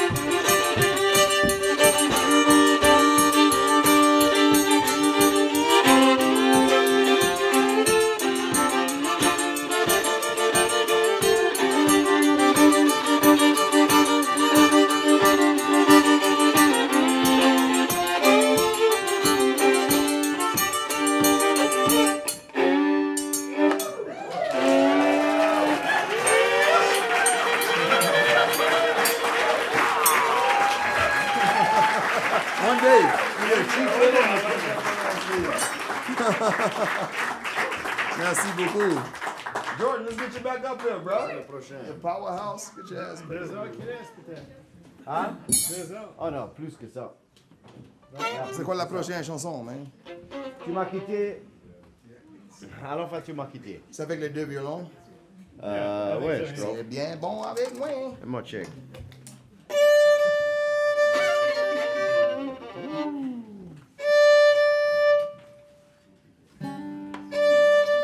Oh, parle news à boire. Oh, God, Joe. How y'all feeling tonight, man? It's like church or what? That's cool. It's like, what? Talk about vibes. Vibes. Vibes, we vibing. My God. Vibe. Yeah.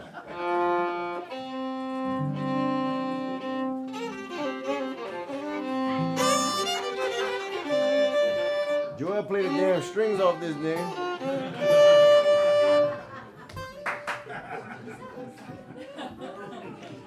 We did a little something, a pretty old tune that I like a lot. Something that was played by Mr. Cheese Reed. And, Cheese. I don't know. I always enjoyed to play it. A little something called Tu m'as quitté de la Louisiana. That's You Left Me in Louisiana. And it goes like, they got a little roll in this corporate, huh? Mm-hmm. That's all that stomping. Yeah. Scooting, boot scooting boogie. We're scooting, we're scooting. Yo de la camp approche le signe de la vie. Oh, ça c'est une bonne idée, hein? Ah ouais, je peux faire ça. Mais il faut que tu vas le faire. Alright. Anyway. C'est sérieux.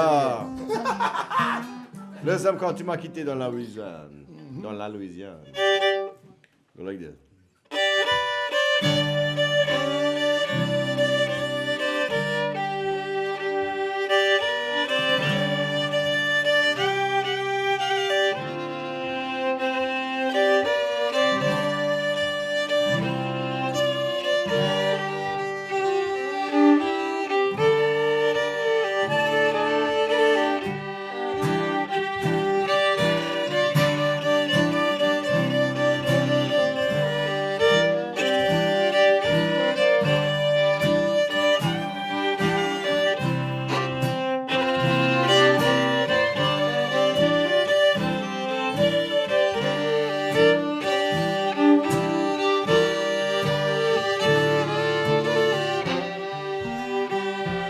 Malheureuse, malheureuse, yeah. Tu m'as quitté pour de longtemps. Tu m'as quitté pour un beau temps, yeah. Pour ton aller, la bande de la Louisiane. Je ramenais, tu vas revenir, yeah. Tu vas revenir avec les larmes de tes yeux. Tu vas revenir et demander des harmonies. Tu vas me demander pardon pour ça t'as fait.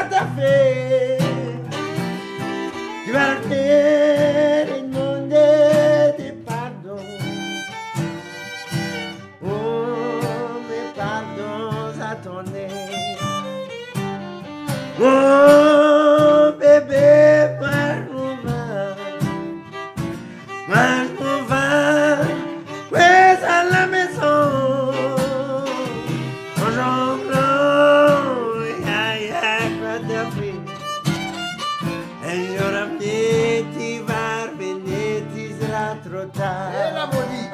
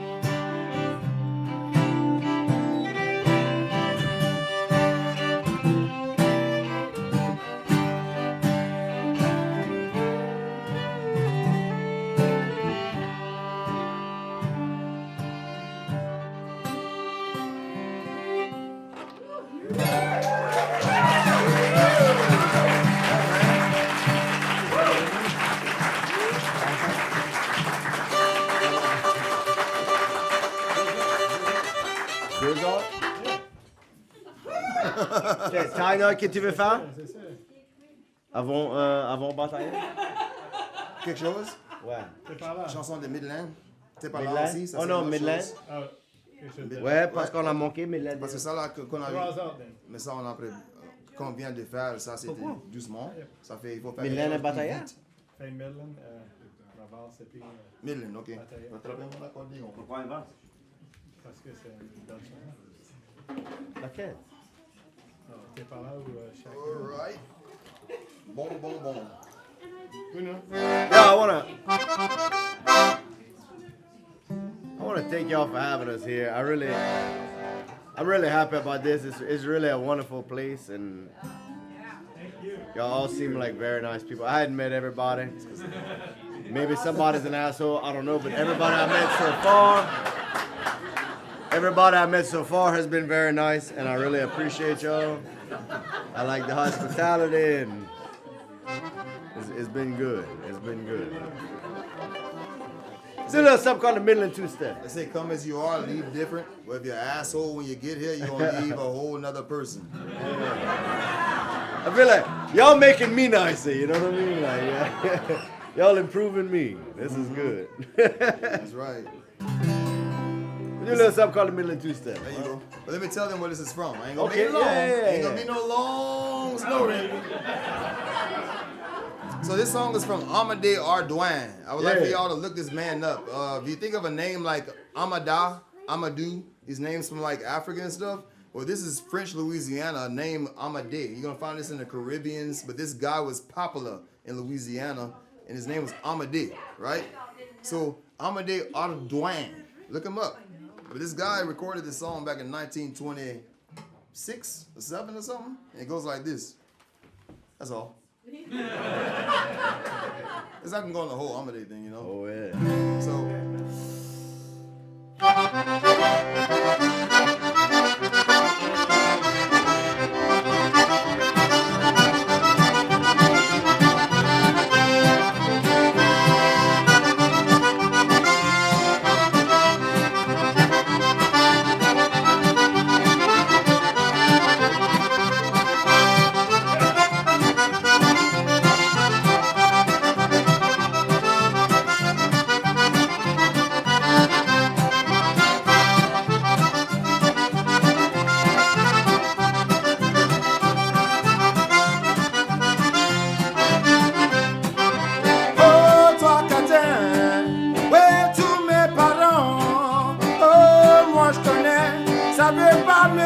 Chez toi, t'as quitté l'autre jour au soir, t'as réuni juste ce matin. Tu connais qui moi je t'aime, tu connais ça c'est pas bien. Yeah, JT, from the bayou to the bay.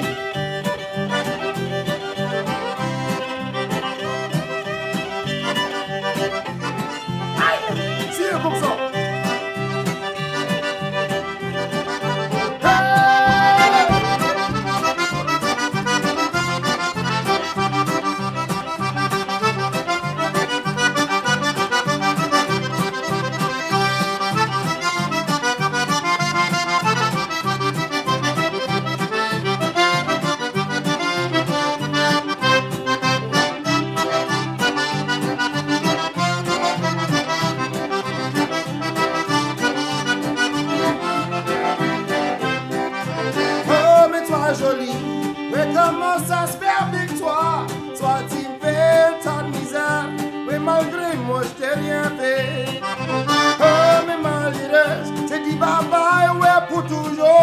va jamais t'avoir encore. Et tu connais ça, ça me fait du bien.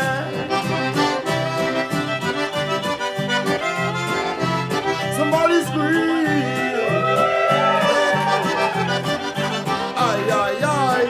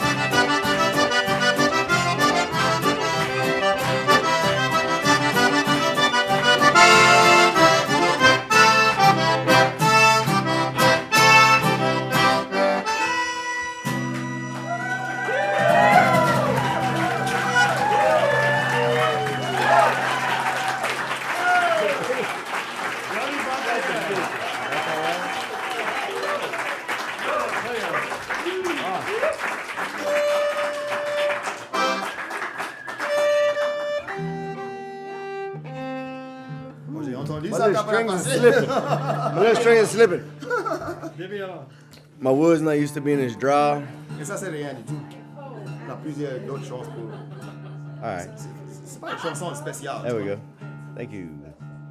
Il y a quelque chose qui est arrivé, c'est tout. Tu veux faire bataille? Bataille, man. J'ai oublié. We did a little something off the last album. Again, I want to thank y'all so much for having us. We've had a wonderful time here.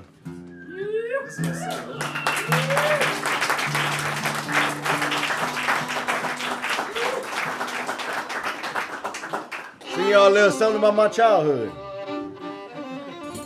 I think it's important to say that back home we never get to do this kind of thing. We always have to play. Yeah. Well, we love to do it. It's super fun, but we play for dancers and we play for people that are partying and stuff. This is the music that, because we're a culture that's vibrant and alive. Yep. And every night of the week, people go out dancing to this music. Every night of the It could week. be us playing in 5 zillion different combinations, playing different instruments, and it's just alive and fun. And you know, That's right. people dance. Nobody listens. You can say anything you want. Exotic between songs. You can take 30 minutes between songs, and people are just standing there waiting to sing, waiting to dance. Yeah. But when we come here, we get to share who we are and what makes Yeah. the music important for us. True. So that's why we like forgive us if we're long-winded. We hadn't been allowed to talk in a year and a half.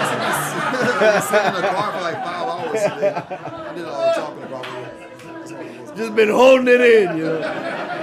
Oh. You want to do un plus? And a deux.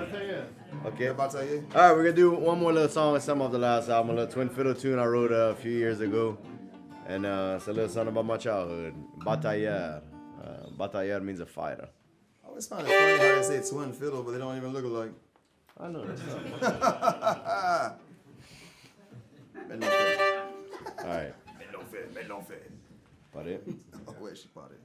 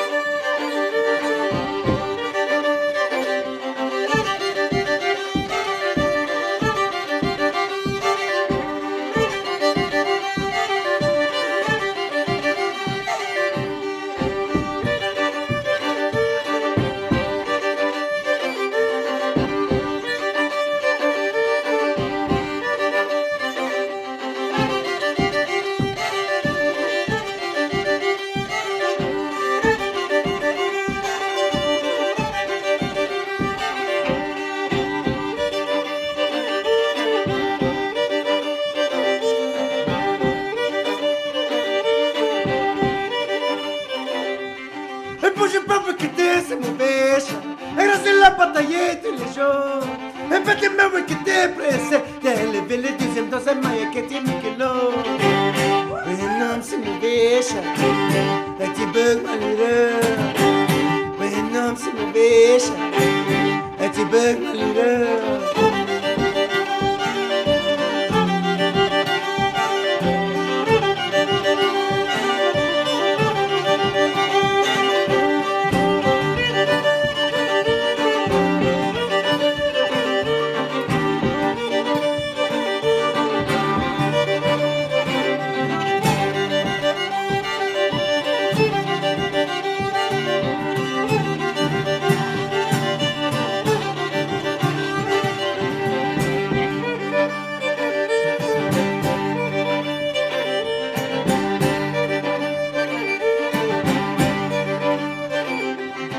Je nu il a eu plus qu'à sécher.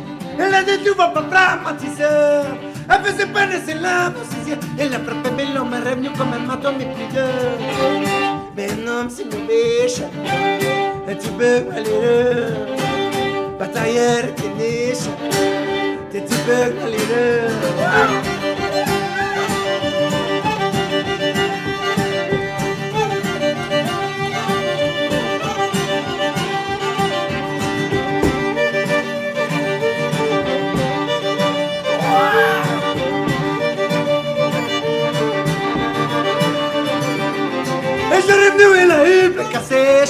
Elle a dit tu vas pas dramatiser. Elle faisait peine c'est l'âme dans ses yeux. Elle a pas fermé le marais comme un matin mi mais non c'est mauvais. Et tu peux malheureux. Batailleur et ténèche. Tu peux malheureux. Somebody scream.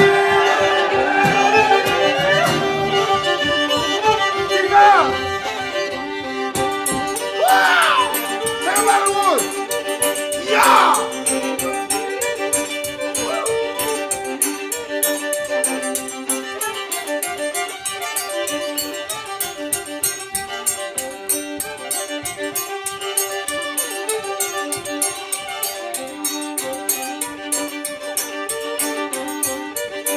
Ready, go, man!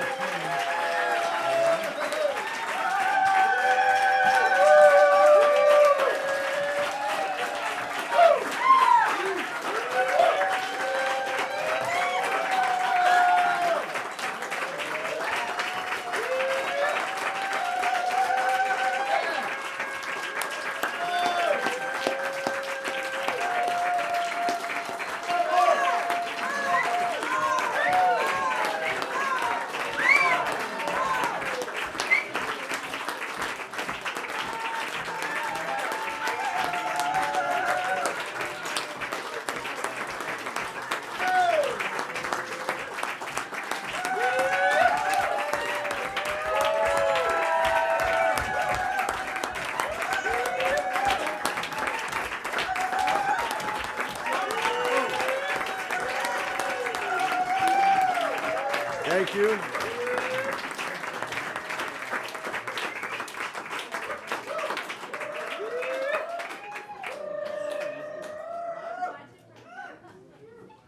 Thank you all very much. I don't know what I'm supposed to say right now. Joel broke his guitar. Whatever, a string.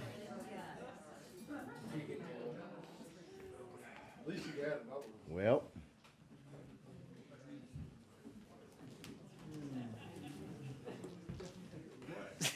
The man is Been so working. eloquent all night. I don't know that I've been eloquent in a day of my life. history of New York. Yo, how about the woodwork in this house? Can we talk about that for a second? This is tremendous. Tremendous. Have you played in France? Me? Yeah. Well, yeah, everybody, yeah. Yeah. They've played everywhere in the world that you can think of.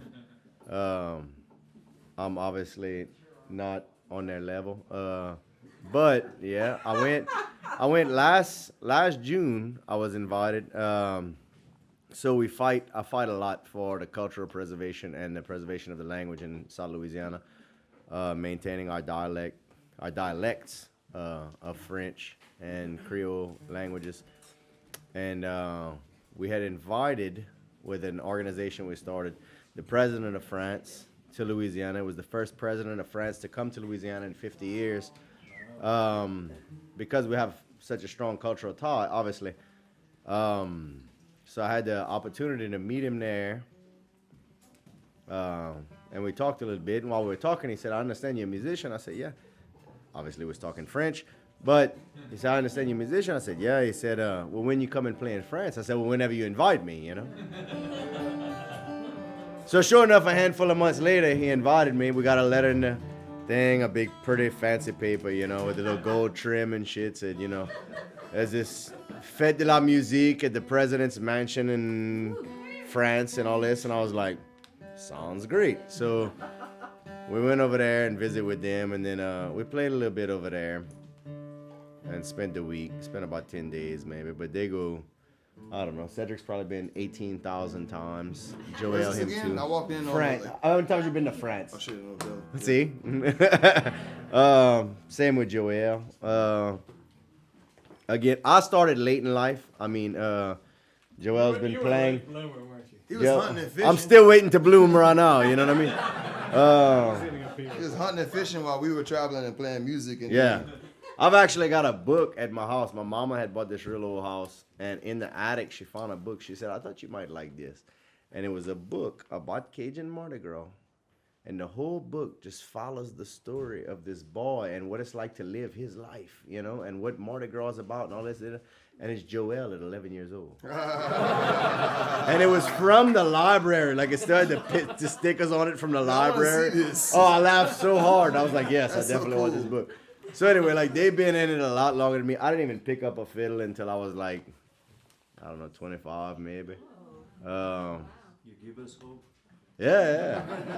Fuck. I mean, just whatever you want to do, just do it, you know. But so I grew up with this kind of music, obviously. It was very special too. I grew up with my grandmother. That's why I speak this language. That's why I do all of this, because I kind of got to skip a generation, you know.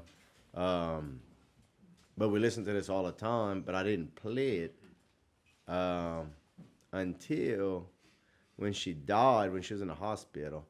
I would go, and when she was feeling real bad, we'd sit and we'd sing old songs. You know, we'd sing Jolie Blanc or whatever, and she would feel a little better because she loved to sing. She was a good singer. So then when she died, I was like, well, guess I got to keep playing this music. So I went and bought me a fiddle, you know, and I had already tried doing that one time. That's a long story, but it got stolen. I had moved out real early in life. Like, I'd moved out at, like, I don't know, 16 or whatever, and I lived in this real ratchet, messed up place, and I got robbed. And so anyway, at that time when she died, I was like, I made it a point, I'm going to learn this music. And I went and bought a fiddle at 24, 25 years old, whatever it was. And I set my mind to playing it. And I don't know, that's how we got here today.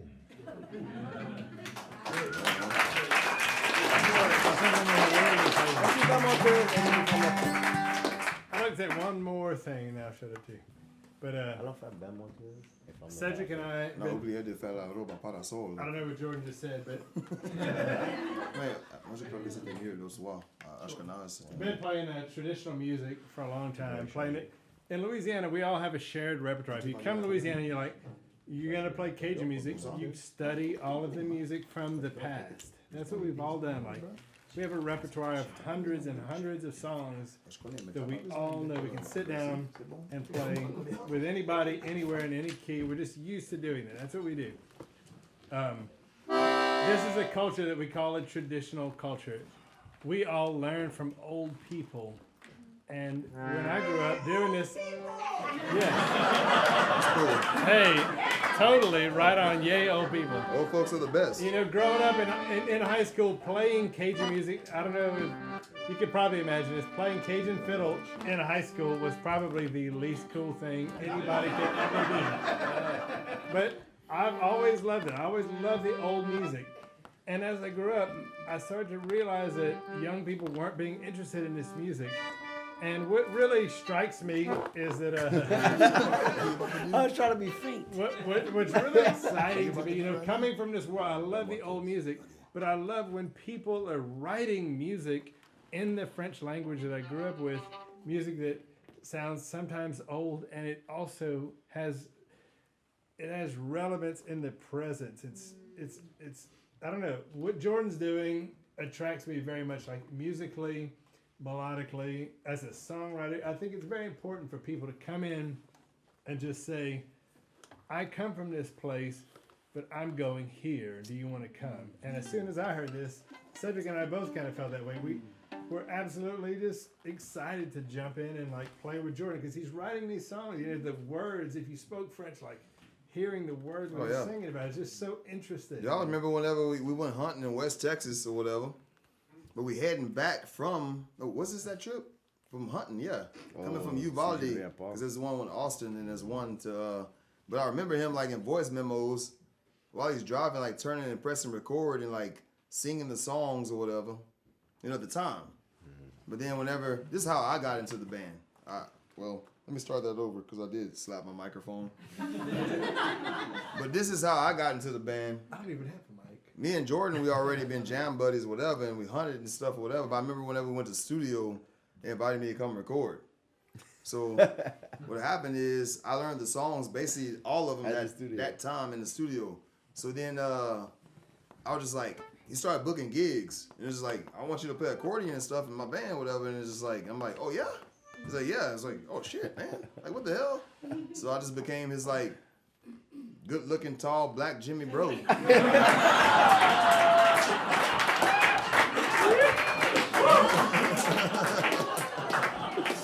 Yo. What I'm saying is, That's going down in I'm history. very proud to be here with a good-looking, tall, black Jimmy Bro, supporting our dear friend, Mr. Jourdan Thibodeaux, who's taking all of our music that we grew up with to a new place, and I feel like it's super important, and I applaud him on that. All right.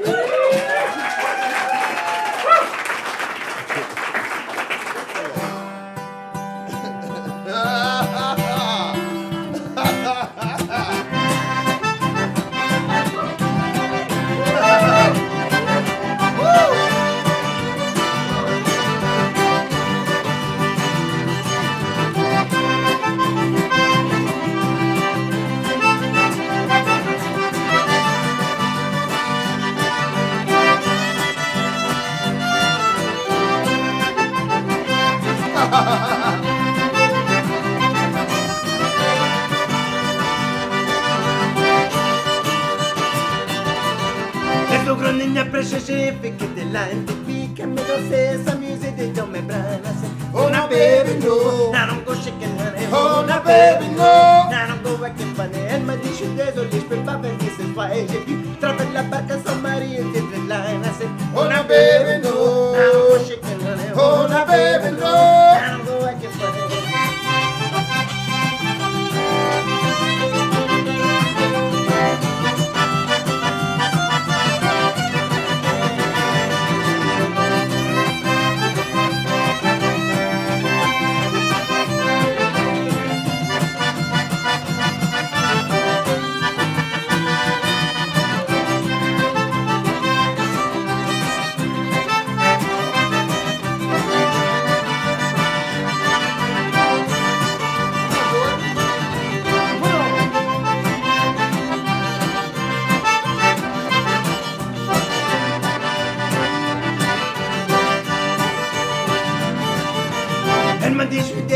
Pas venir ce soir et j'ai vu travers la parc à son mari et était là. Elle a dit, oh na baby no, now go shaking honey. Oh na baby no, now go waking funny. Pas qu'à la maison c'est tellement déjà arrêté. Ouais, pour voir tous les messages qu'il était prêt à envoyer. Elle a dit, oh na stop shaking, honey. Oh, now baby, no. Gotta go back and funny.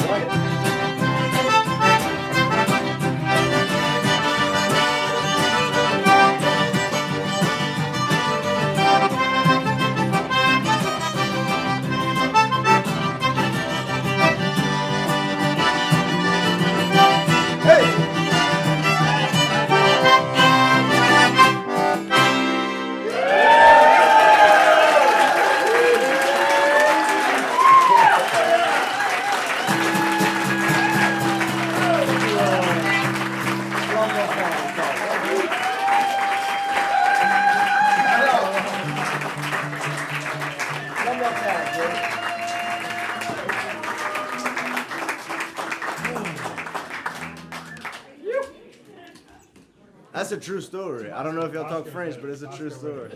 Moscow Stomp is better. Oscar, wait a minute. Yeah. Because it shows the Native American side a lot. On n'a jamais fait ça? Non, pas du tout. Oh, Ce vraiment? soir. Oh, ouais, on a besoin. Tell them. Do this up called the Bosco Stomp. But tell them what it's about now. You've been down to Michael's before now. Well. You've been to Michael's before now.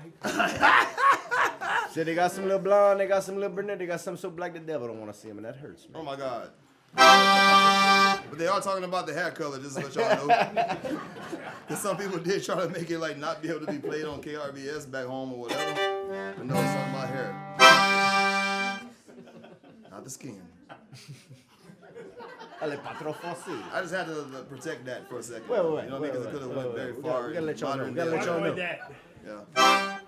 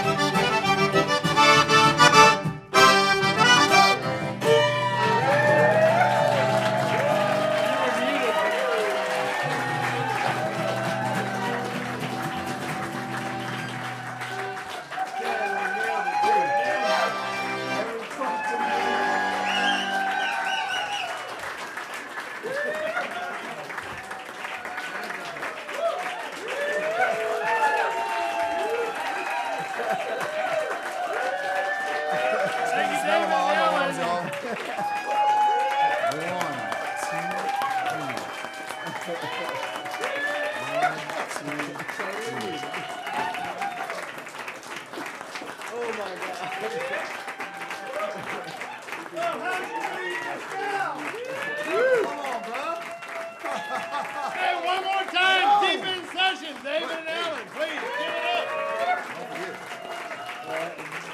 Look.